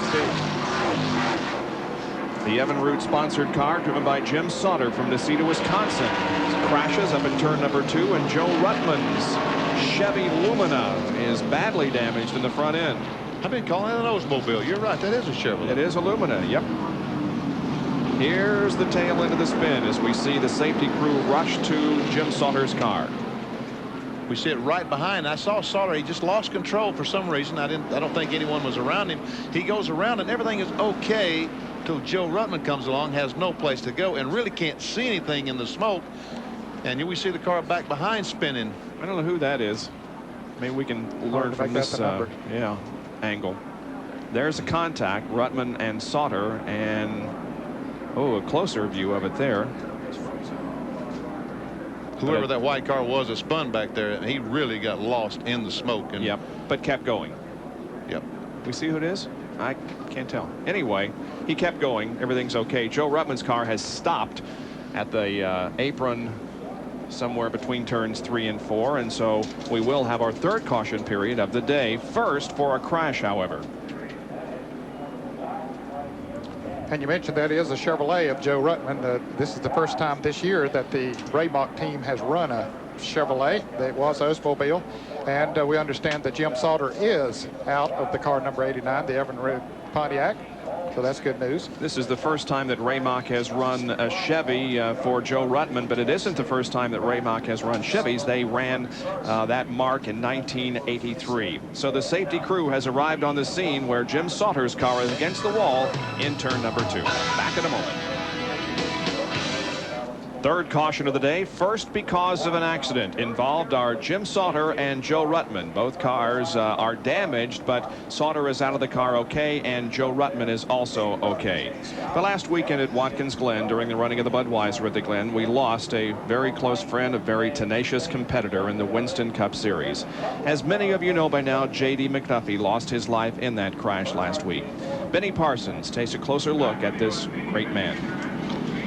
Racing fans knew J.D. as the classic underdog, or in racing terms, an independent. And they loved him for that, because in many ways, he was a symbol of the struggles that many of us face in life. For J.D., his joy came in working on a race car that he was proud of, and then driving it to its limit.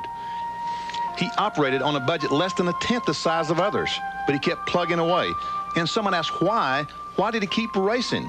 He knew he really didn't have a chance to win, but I'm here to tell you, when the command was given to start the engines at Watkins Glen last Sunday, J.D. was sitting there thinking about how he could win that race. As hard to believe as it may sound, every real racer thinks that today will be his day, that somehow, some way, things might fall their way, and they'll be the first to take the checkered flag. J.D. McDuffie was a real racer. When he was interviewed in Victory Lane following his win in a celebrity race at Shangri-La Speedway the night before his final race, what was on his mind? Yeah, we had a real good time, too. I hope I can repeat this tomorrow. But it's times like these we realize all successes in life aren't measured by wins and losses, but rather the quality of the pursuit of a dream.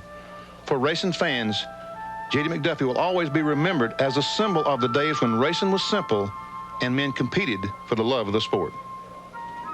We welcome you back to our live coverage. ESPN Speed World on hand today for the Champion Sparkplug 400 at Brooklyn, Michigan, Michigan International Speedway. We're under caution because of a crash out in turn number 2 involving Jim Sauter and Joe Ruttman.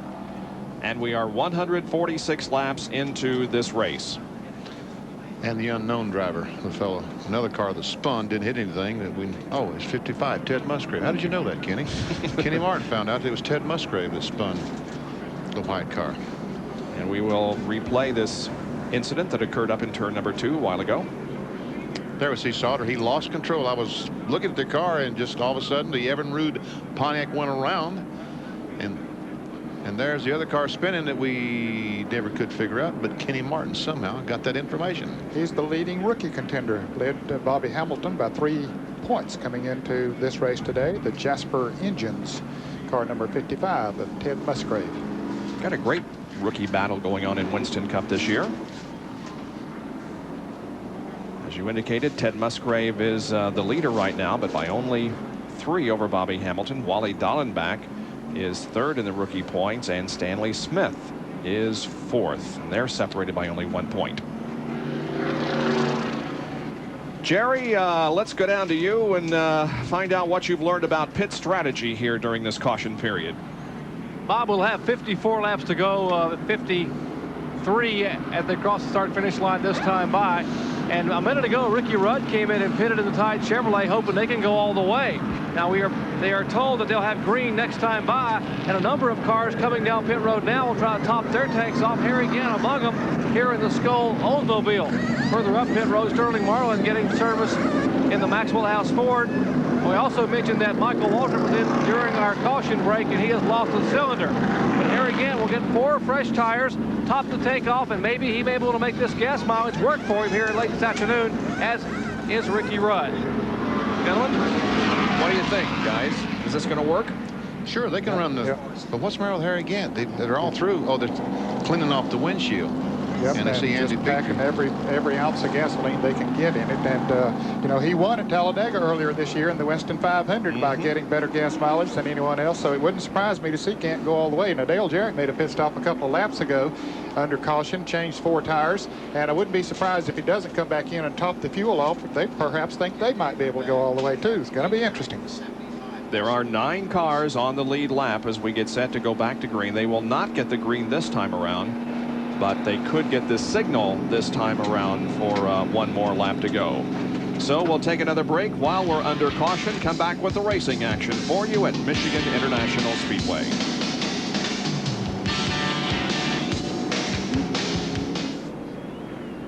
We're back at Michigan now. While we were away, 2 of those running in the lead lap, Alan Kulwicki and Ernie Irvin, did make pit stops to top off their tanks, but that's it.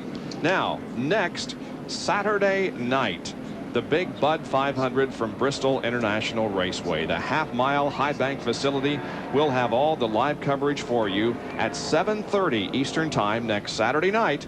From Bristol International Raceway, the Bud 500. Always one of the best shows of the entire year.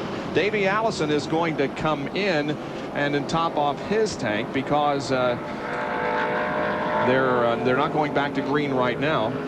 All the cars are coming. Everybody's coming to pits. There's Martin, Rusty Wallace, Hut Strickland, Davey Allison, Bill Elliott, the leader, is coming in. Now the signal is being given for 1 more lap to go, but Allison, Elliott, Hut Strickland, Rusty Wallace, Mark Martin all coming in to top off the tanks. So everybody figures they can go the rest of the way. Some of them will. There'll be some won't. 50 laps will remain when they come down to get the green flag.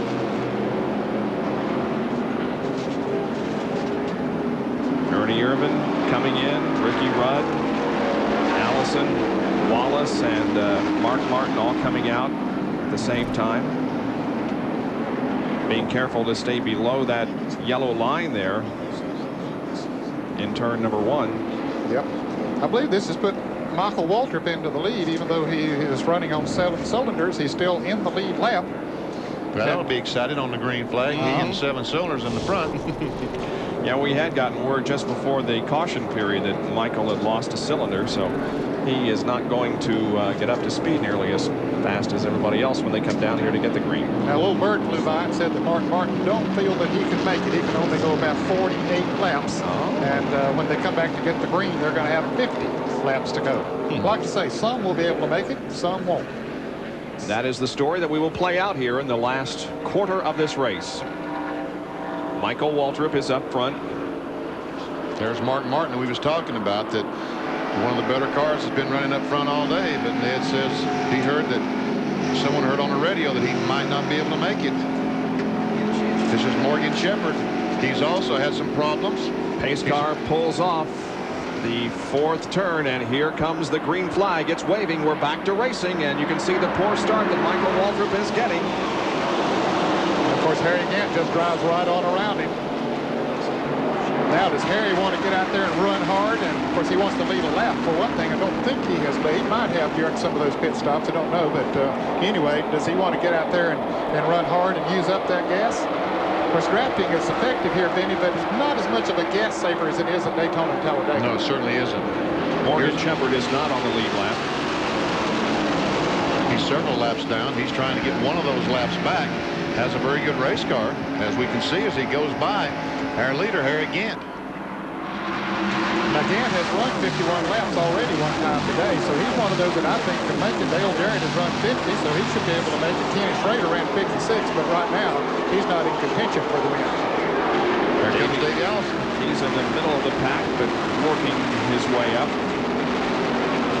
And behind him, the 3 car of Dale Earnhardt and the 5 car of Ricky Rudd. These guys first and second in the Winston Cup points, but neither of them having a particularly good day, as Ricky is 1 lap down and Dale is 7 laps down.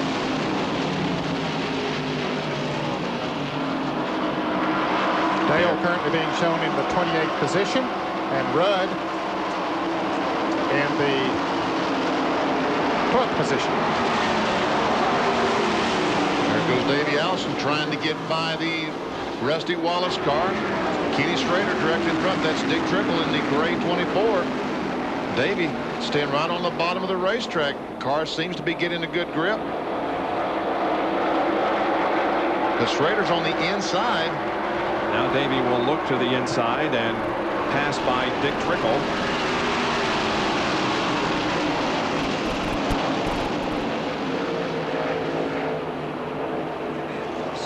Here comes Wallace using the low groove. Now Allison right on the back bumper of Ken Schrader. He got a bite off that corner and came off like a rocket ship. Second place car is Mark Martin. Third is Elliott. The 22 car, and on the inside, the blue car, Sterling Marlin, he's laps down. And so is Ken Schrader. They're just showing Sterling 1 lap down, fellas. He's in the 10th position, and Ken Schrader a lap down also in the 11th position.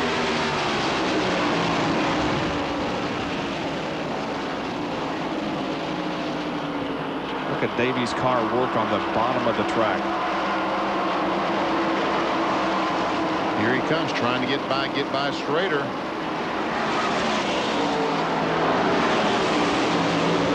He's not able to do it. Now Schrader's going to beat him into the turn. He'll beat Sterling Marlin. Davey Allison will. What happens when you go low in the corner like that? It takes your angle, your attack angle of the corner away, and you have to go in and make the car make such a sharp turn that it really doesn't want to make that turn. The car wants to push, so you have to back off dramatically when you go in the corner on the inside, as Davey Allison is right now. You need to go in real wide up against the outside retaining wall and come across the racetrack. Davey's not able to do that with other cars out there. Here again, Scope Van is our leader currently. In Way back. Mark Martin running second, Bill Elliott third, and now Davey Allison has got by Schrader and is in fourth spot. There's the interval between Allison and the leader. Those out of the race include Stanley Smith and Bobby Labonte, Brett Bodine, Jimmy Spencer, and Rick Wilson. Jeff Bodine went by the wayside, so did Derek Hope and Darrell Waltrip. Sauter and Ruttman involved in a crash. And Bobby Hillen has gone behind the wall in number 42. 11 cars have dropped out. Here's a race for third. Davey Allison pulls alongside Bill Elliott. He's a little bit ahead, but now Elliott has that angle I was talking about of entry into the corner.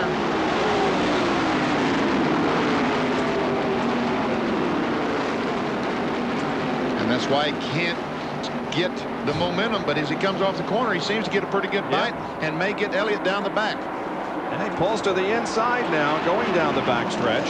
Boy, he's got some horsepower, doesn't he? He sure does. He's going to pass Elliott. Because Elliott has a lot of horsepower, and he just motored right on by. But Elliott's not going to make it easy for him. Trying to come back up on the outside in the turn. Ooh, they're awfully close together. Are they? Elliott way up by the wall. But Davey successfully completes the pass, and so he now is in third position behind Mark Martin and the leader of the champion Sparkplug 400, Harry Gant. Back after this. Watching battle for second position. The leader is Harry Gant. The two battling side by side for second are Davey Allison and Mark Martin, but no longer, as Davey passes Mark rather easily, and now Allison, who has moved to second, sets his sights on Harry Gant. Boy, he looks like a man on a mission, and that mission being right now Harry Gant. Yeah, he's come up through traffic well. It's obvious the car's working well for him. The question is now, can he catch Harry Gant and pass him? Here's Harry Gant's serial. On the 20th lap, he was 12th. Lap 65, 8th. Dropped back to 11th on lap 135. And now at the end of 160 laps, he is the leader of the race. But that could change before too many laps, because Davey Allison is coming on. You know, we're fairly confident that Harry Gant can make it the rest of the way on the fuel. I'm not sure those two Fords, that one right there, Davey Allison, and one behind him, Mark Martin, I'm not sure they can make it on fuel. So it'd be a shame they get up and pass Harry Gant, but yet have to stop 3 or 4 laps in the end for a splash of fuel. The interval is less than 2 seconds now between Gant and Allison. Davey led more than half the laps of the race 8 weeks ago here at Michigan in claiming a victory.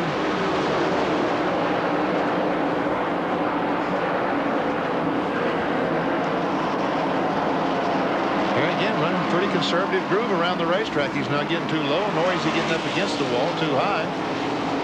1.1 interval that time. Boy, he picked up quite a bit, didn't he? He did pick up 8/10 of a second.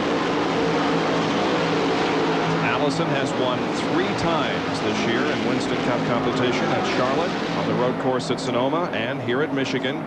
And Harry Gant has won 1 time. That was at Talladega in the fuel mileage race that we brought you live here on ESPN. You sure you did that button right a little bit ago, Bob? We better check this again. I'm not sure you did that right. I think I was a little slow on the first one. I don't run the button. You're trying to blame something else on me that isn't my fault. Wow. But somebody has to If I take the tell blame, those people that's listening, they'll... Here's Harry Gant. Now let's check it. It was 1.1 a second ago. Now it's 0.6. Yes. So he gained a half a second that lap.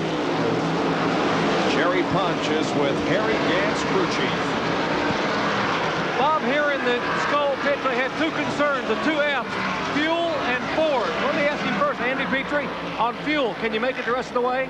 Well, you know, fuel's a big concern right now, but I guess the biggest concern is the Fords. They've been awful strong here today. And, you know, like I told you a while ago, we'll take advantage of this airtime while we're leading. That 28 car bill is in pretty good right now. You know, I just hope for a good finish. Looks like 28's got everybody covered today. Well, that Ford he's talking about is Davey Allison, and he's about 2 car lengths behind him. Let's check in his pit where John is standing by with Barry McCrindle. Larry is talking to Davey right now. We've watched Davey come to the field. Well, now Davey back on the radio in constant communication. We've watched Davey come to the field. Obviously a lot of horsepower, but you got to burn a lot of gas to get that horsepower. Can he go the rest of the way? Well, that's what we're talking about. We're trying to figure out whether to draft off again or go on by him. We're about 2 or 3 tenths quicker than he is. Feel like if we go on and get by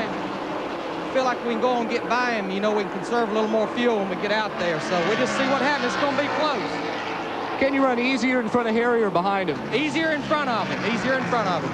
There's Larry McReynolds, the crew chief, and Davey as he crosses the start has indeed taken over the lead. Yes, he has. Davey Allison has gone to the front. Now Gant is second and Martin third. Here's Dale Jarrett trying to take over the 6th position from Ernie Irvin. He's come from a way back. He passed Alan Kowicki a few laps ago, drove away from Alan. Now Jarrett's Ford, the Citgo Ford, is really working down on the inside of the racetrack. Ooh, he's about to slip up into Irvin that time by, though. It cost him a little bit of time. But he's really been able to go low in the track, and that is the way that he's moving towards the front. Dale had a big announcement this week, didn't he, man? Yep, they made it official about the Joe Gibbs team for next year. Interstate Batteries will be the sponsor on their Chevrolets that they'll run, number 18. NFL Properties will be an associate sponsor. Juice Bowl will be an associate sponsor, and Marriott Hotel. So they have a complete package.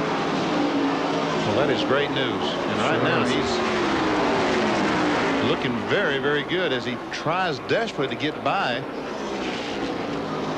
And that's the thing that's killing Dale right now, is just the line he has to take the entry into the corner. It's just not wide enough to be able to get back on the gas or get in the corner well enough to pass Ernie. Jarrett has had 3 top 10 finishes in a row. He was 6th at Pocono, 8th at Talladega, and 5th last weekend at Watkins Glen, and is headed for another one today. I tell you, the Wood brothers have done a great job in coming back. Looked like he's got Irvin this time around as he slides up in front of him. But they've really been working hard. They perhaps have gotten a little behind at one time, but they have come on strong recently. And the fact that Dale is leaving them at the end of the year has not slowed. In fact, if anything, they're all working together better than they ever have. They want to win, and Dale would certainly like to give them a win before he leaves them at the end of this year. More on this from John Kernan. Well, Ned, you're talking about how they continue to work and how Dale, even though he's leaving the team, is continuing to work. Yesterday afternoon during the ARCA race and the rain delay, I was standing over talking to Eddie Wood. Well, Dale comes running over, and he wants to talk about using a different type of sway bar. He was taking a nap in the trailer, resting, and all of a sudden he got an idea. It woke him up. He came to check with Eddie, and they did change sway bars in that last practice session to try it out. So that just goes to show you how dedicated Dale is to the team, and he really would like to take them to victory lane before he leaves. And one of the big questions about 1992 becomes, since Dale is leaving the Wood brothers, who will take over that car, and that remains a mystery at the moment, but some kind of an announcement may be made in the next few weeks. And these fellas are, as they race side by side, looks like they might even be catching Bill Elliott, who is directly in front of them. Elliott is currently running in 4th spot. There he is on the outside of Schrader, and Elliott's car just not going like it has been. You're watching the 4th, 5th, 6th, and 7th place cars. Elliott's 4th. Wallace is 5th. Now Jarrett might have 5th as he barely gets a nose out in front of him. The only car not on the lead lap in this group is Ken Schrader there, number 25.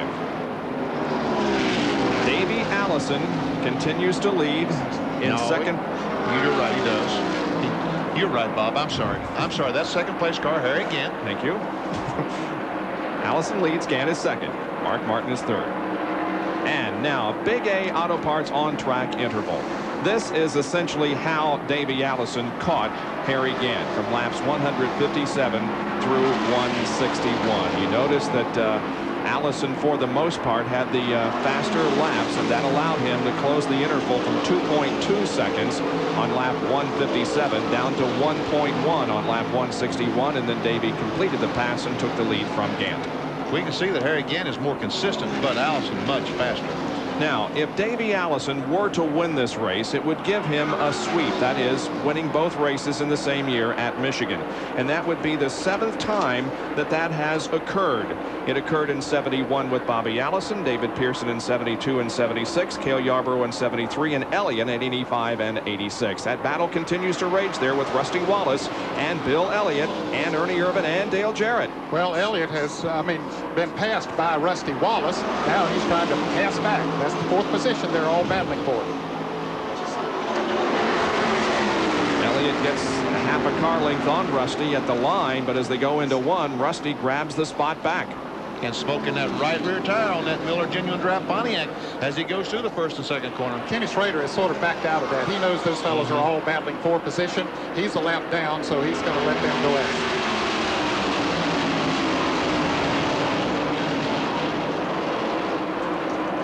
30 laps to go.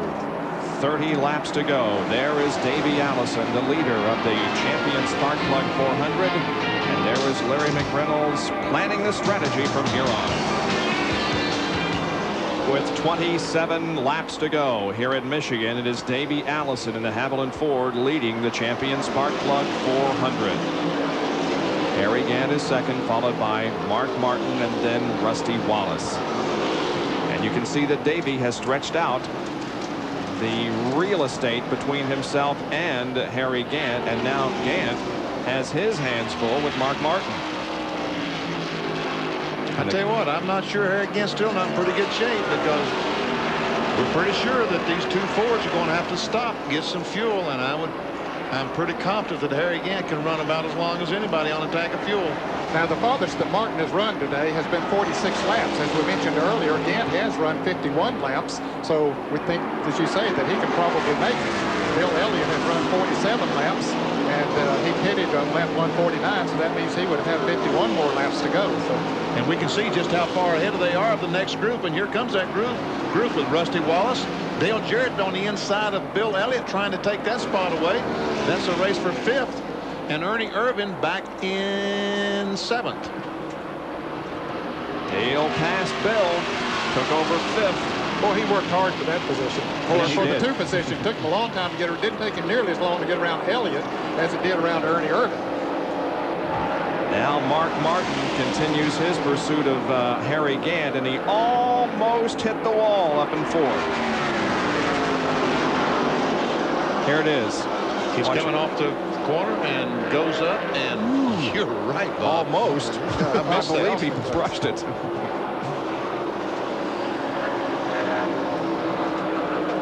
Gant hangs on to that 2nd spot. And now here comes Ernie Irvin up to challenge Bill Elliott.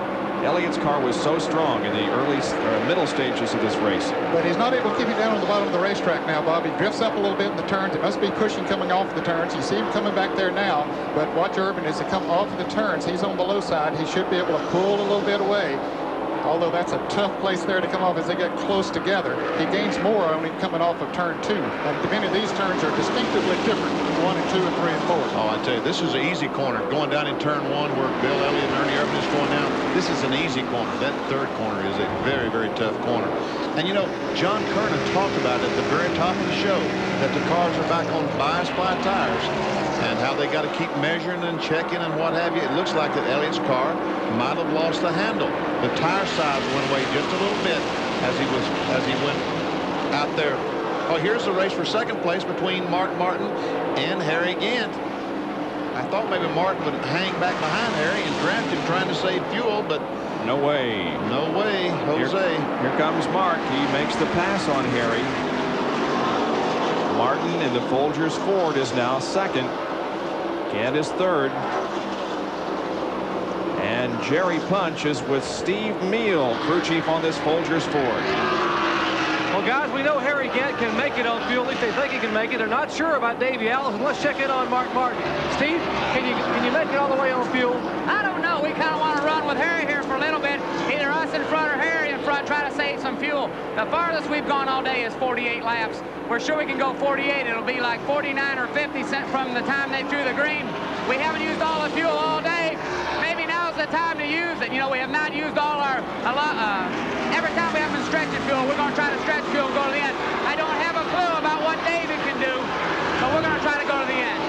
Well, they're going to roll the dice here in the Folgers pit. Gentlemen. All right. I'll tell you what, it's 3 o'clock Eastern time, and if you have even a thought about changing channels and going to something else right now, thinking that this race is over, you better think again, because there is a real fuel question. Here's Alan Kowicki passing Ernie Irvin at the end of the backstretch. Well, Ernie's car's not working like it was earlier in the race either. And they get awfully close as they come off of turn 4. Ernie battling back up high on the 18 degrees of banking. Bill Elliott right in front of him. That's a race for 7th position. Ernie Irvin takes 7th, and Alan Kowicki, the pole sitter of this race, drops back to 8th. There's the leader, Davey Allison, and he has a very comfortable lead at the moment. However, the question is, can he go the distance with the amount of fuel he has, and can second place Mark Martin go the distance? We'll be right back. We welcome you back to Michigan International Speedway, where there are 19 laps to go in the Champion Sparkplug 400 Winston Cup race. Davey Allison, car number 28, has the lead of this event. In second position is Mark Martin, and in third, very close behind, is Harry Gant. Jerry has an update on the Mark Martin strategy. It's sort of funny, guys. You know, a minute ago when we were in break, Mark Martin moved over and let Harry Gant go by because he wanted to draft off Gant to save fuel. But then Harry Gant moved over and let Mark Martin go back by because he wanted to draft off Mark Martin to save fuel. So neither one of them want to lead. I mean, they both want to ride in someone's draft to save fuel. So strategy being played out on the racetrack that they ultimately hope will affect the outcome. Jerry, I would think that Harry Gant wants Mark Martin to be in front because they know they can make it on fuel. They don't want to let Mark Martin ride behind them because that would give him an advantage. They want him to use every ounce of fuel that he has to finish this race. Very good point. So the cat and mouse game continues here. They got a good lead on 4th place car of Dale Jarrett, so they don't have to worry about him coming up there and messing with them for at least a while. Mark Martin is 5th in the point standings, and we said something during the opening of the program that you may have said, huh? It's right that Mark Martin, since Charlotte in May, has accumulated the most Winston Cup points. So, is your team coming close to pulling off their first win of 1991? Man, it's really close right now. The whole team is just excited about going to every race. The car's running so good. The chemistry's so good between Steve and Jack and Robin and myself. I tell you, we're ready. And they are ready for the win here this afternoon. Mark Martin has accumulated 1,278 Winston Cup points since Charlotte, and Dale Earnhardt has accumulated 1,222. How about this? No winner, as we indicated at the top of the show, has ever started out of the top 10. Here at Michigan. Here at Michigan. Mark Martin started this race from 2nd position. Davey Allison, the leader, started from 3rd. Harry Gant, on the other hand, started this race from 14th position. So, if Martin and Allison were going yellow, well, we have not seen the yellow yet, but there is an indication from NASCAR we could be going yellow very soon because of debris on the racetrack. Green stays out right now. 15 laps to go, less than 15. Davey Allison. Boy, that could change the whole complexion of this race. Sure could. Here comes the leader. If there's going to be a caution flag, it'll be right now as Davey comes off this corner. Yeah, but Doyle Ford don't have the caution now. He's nope. No, I thought he was reaching for it for a moment, but he's not. So we're going to stay green. And this battle for second continues. Harry again, drafting, saving fuel, trying to. And he's also pushing Mark Martin. He wants to run as close as he can without passing Mark to make Mark run as hard as he can. Harry Gant finished 10th here at Michigan 8 weeks ago. And the mechanic of the race, the Western Auto mechanic of the race, is Larry McReynolds from the Davey Allison crew. Congratulations to Larry. And right now, Larry McReynolds is, oh, caution flag now comes out. Yep, there it is. That's the thing that's going to change the complexion and the strategy of this race. Allison slows it down. So does Martin and Gant as the yellow flag waves here on lap 187 because of debris on the racetrack. 13 laps to go in this race. Now what happens? Okay. Man, this is a shootout. What does happen? Do they come in for fuel? No, I don't think so. Give up track position? I think they got to come in. Do you? Yeah. Benny? Yeah. I think they got to come in. John, what do you think? Are they coming in or not? Well, I tell you what, on the radio down here, Davey is telling Robert Yates and Larry McReynolds that, hey, let's stay out. Hopefully under these caution laps, we can conserve some fuel, maintain our position. We're already the quickest car out here, but we'll just have to wait and see what Larry and Robert decide to do. They'll have the final say, I'm sure. The pace car has picked up the field, so pits are closed right now, but they will be open when they come around this time. I bet Jeremy Irvin comes in. There's 9 cars in the lead lap. I would think that Bill Elliott back from 6 on back will come in. Now the first 5 may stay out. So we could see Elliott, Irvin, Alan Kowicki, and Michael Waltrip come in. That's right. Michael Waltrip is on 7 cylinders. He'll the last car on the definitely lead come in. lap. So there's no reason why he shouldn't. Davey's going to come in and get 4 tires, I bet. Davey is? Yeah, I bet he will. We'll see. A little activity there. We're about ready to answer the question. Will there be... here they come. Everyone comes in. No question that everyone is coming in to get some fresh tires and make sure they have enough fuel to go the distance. And now the shoot-up is set out. When one does it, everybody else has to then. Jerry Punch is on pit road. And indeed, they come at us at 50 miles per hour. Everyone on the radios telling the drivers 50 miles an hour. Here's Mark on the bottom, Davey Allison on top of your screen. We'll watch both these crews go to work. 4 tires for Davey Allison in the Haviland Ford. Why they're going to get right side tires only for Mark Martin. They put 1 can of fuel, 1 can only. Mark Martin is away.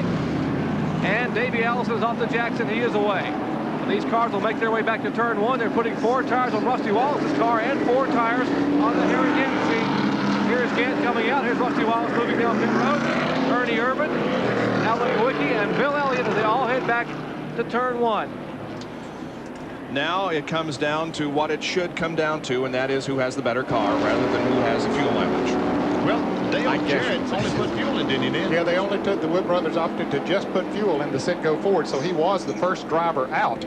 Now, it'll be interesting to see how that strategy works out.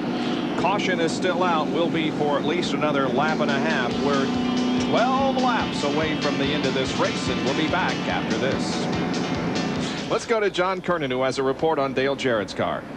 Well, the Wood brothers opted to go for fuel only. Of course, that moved them up into the lead since they got out of pit road. First of all, I came up to their pit and asked them, why would you take a gamble to win? The other cars were changing 2 tires, putting on 4 new tires. The set of tires they have on the car right now are the best that they've got, and they've run the best on that today. Any of the other new tires that they had put on, they ran a half a second slower. And as we saw, Dale had basically no problem getting around some of the traffic earlier on after he changed these tires the last time. They've only got about 35 laps on them, and there'll be, what, 9 laps to go? So, hey, hang on, it should be quite a finish. It should be quite a finish, John. And now let's take a look at the manufacturer's point standings. With 10 wins, Chevrolet is on top with 133 points. Ford has the 2nd highest number of wins this year with 104 points accumulated in 4 wins. Then Pontiac, Oldsmobile, and Buick still looking for its first win of the 1991 season. Now let's go to Jerry Punch, who has a medical update on the member of Dale Earnhardt's crew who was injured earlier in the event. Jerry? Bob, Goodwrench tire carrier John Malloy cut a finger on the right hand when they had that first problem with the right rear tire. They were trying to pull the sheet metal away. He cut a finger, was taken to the infield care center, had 3 stitches put in it, pulled it back together. He is back here working. We just wanted to update and let everyone know he's going to be okay. He got it pulled together, and he's just pulling for his driver. We're going back to green, guys. We sure are, and there are 9 laps to go. 191 laps completed. Boy, look at this. They fan out 3 and 4 wide as they head for turn number 1, and Dale Jarrett has the lead of the race. Mark Martin 2nd and Davey Allison 3rd. We're going to see how much of an advantage those new tires are. Dale Jarrett did not change. Martin did. Let's see if he can hold them off. And can Mark Martin hold off Davey Allison? Look at Allison.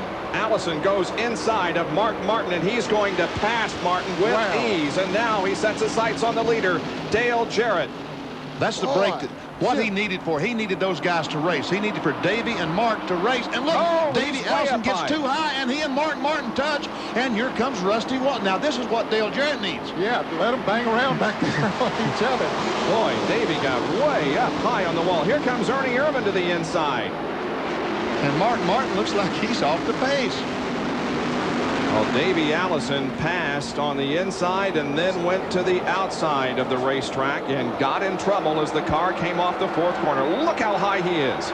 Davey got in the corner too hard, went up. Martin was trying to get by. He touches Davey in the left rear. Now he has to jump out of the throttle, and that's why he slowed down so dramatically. Boy. All right, now it is Dale Jarrett, Davey Allison, and Rusty Wallace, first, second, and third.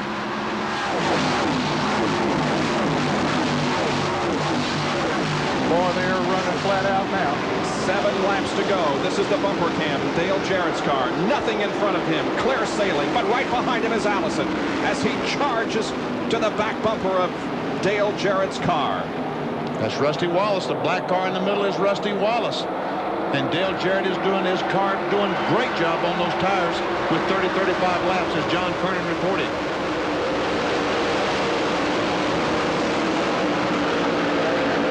Allison hangs back. Big pack of cars behind the first 3. Martin and Gant and several others are following. They're still 3 abreast, battling for position. I'll tell you, I've been surprised that Dale's been able to stay out there that long with those tires. The Wood Brothers made a good call. Made a very good call. Is Dale Jarrett headed for his first Winston Cup victory of his career? Could very well be. He only has 5.5 laps to go.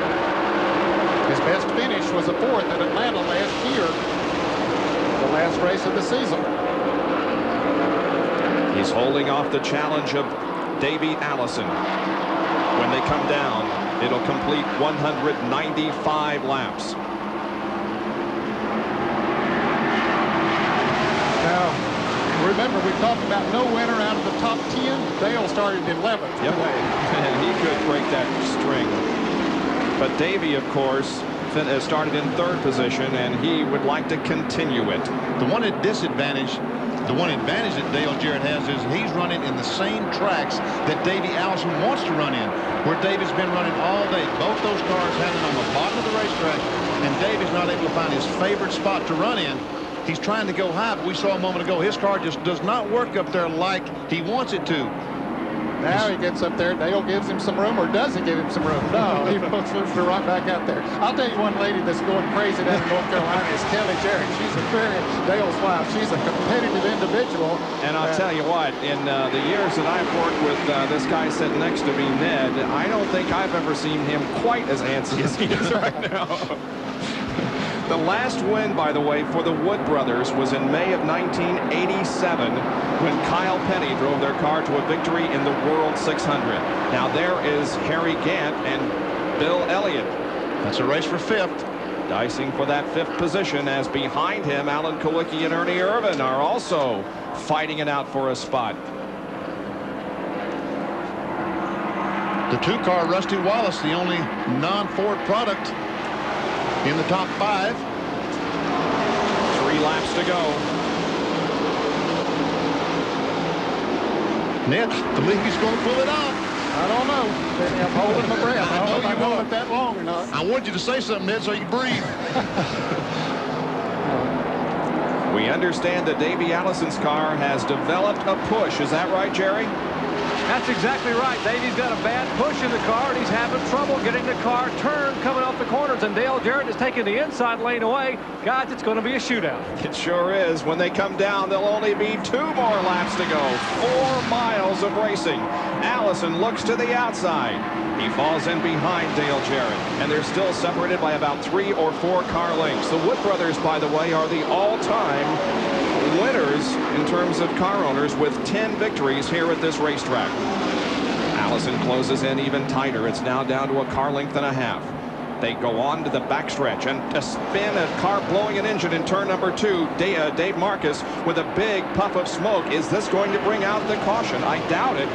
Boy, that would assure things for Dale Jarrett. Well, if he can get back to the start-finish line first. Here comes Davey to the outside. He's going to try this pass again. It got him in trouble earlier.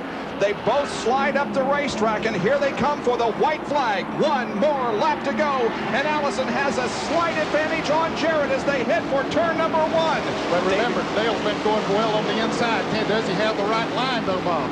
Davey Allison keeps his car in the middle of the racetrack. Dale Jarrett's car is on the low side. Off the 18 degrees of banking, they go down on 5 degrees of banking, and Dale Jarrett wiggles a little bit as they come out of the second corner. They bump, they touch, they rub, going down the backstretch, side by side, wheel to wheel. Who is it going to be in the Champion Spark Plug 400? Jarrett has the slight advantage as they go into the third and fourth corners. Davey Allison battles back on the outside. It's going to be a photo finish. They touch coming down through the triangle at the line. Who wins it? I believe Jarrett does. Congratulations. Dale Jarrett won it. But it was a photo finish. He didn't win by more than 4 or 5 inches. I tell you, fellas, when he wins his first one, I want him to do it that way, racing for it. And he waves to Davey Allison saying, nice race. Wow. Dale Jarrett, his first Winston Cup victory. All right, here they come off of turn 4. Allison on the outside, Jarrett on the inside. Both of them with the pedal to the metal. They touch coming off of the turn. Did that slow Jarrett down too much? No, he gets a bite down on the inside and barely gets to the start and finish line first. Glad he did it again. Well, it's just another race. You was afraid he was going to lose it on the replay, right? Yeah, I suppose so. Wow, what a finish. Oh, boy. Let's get out of John Kernan. He's with Eddie Wood. I tell you, he doesn't look it now, but Eddie, just a minute ago, you were about 10 feet off the ground. It's been a while, about 4 years. It's been a long time coming. I'd just like to say thanks to Larry Britton and the people at Citgo. They stuck with us through all the stuff we've been through. Up and down, it didn't matter. Ford stayed with us. We got a decent car here today. We had a good body on it. Chrome Hauser out of Charlotte did the body. Everything just went good, and I know you're watching, Larry. You know, the Wood brothers long had a tradition of a great pit crew, great pit strategy, and that really helped Dale get to the front today on that last pit stop, fuel only. Well, the way it all turned out, the only set of tires we had all day was the very last set, and I asked him on the radio, I said, you're probably the quickest you've ever run since we started to race, you know, let's just stick with it. He said, that's fine with me, whatever you want to do, because we was already going to gamble on the fuel. So we was gambling on that too, but, you know, you roll them, sometimes they come up 7. So. Hey, let's go to Atlantic City. Go on down to Victory Lane, Eddie. Dale Jarrett wins the Champion Spark Plug 400 and picks up his first Winston Cup win. Here's his reaction as he crossed the line, looking to the right to Davey. He says, I've got this thing. All right. And there is Happy Papa. And again, Ned, from all of us here in the broadcast booth, and I know everybody down in the truck, and a lot of well-wishers around the world, really, congratulating you and your son, Dale Jarrett, on a fine, fine victory here this afternoon. Well, I tell you, I didn't have anything to do with it unless pulling helps. But he drove a great race, and they gave him a great race car and made a good call there at the end. The Wood brothers didn't win all of those races. They won by just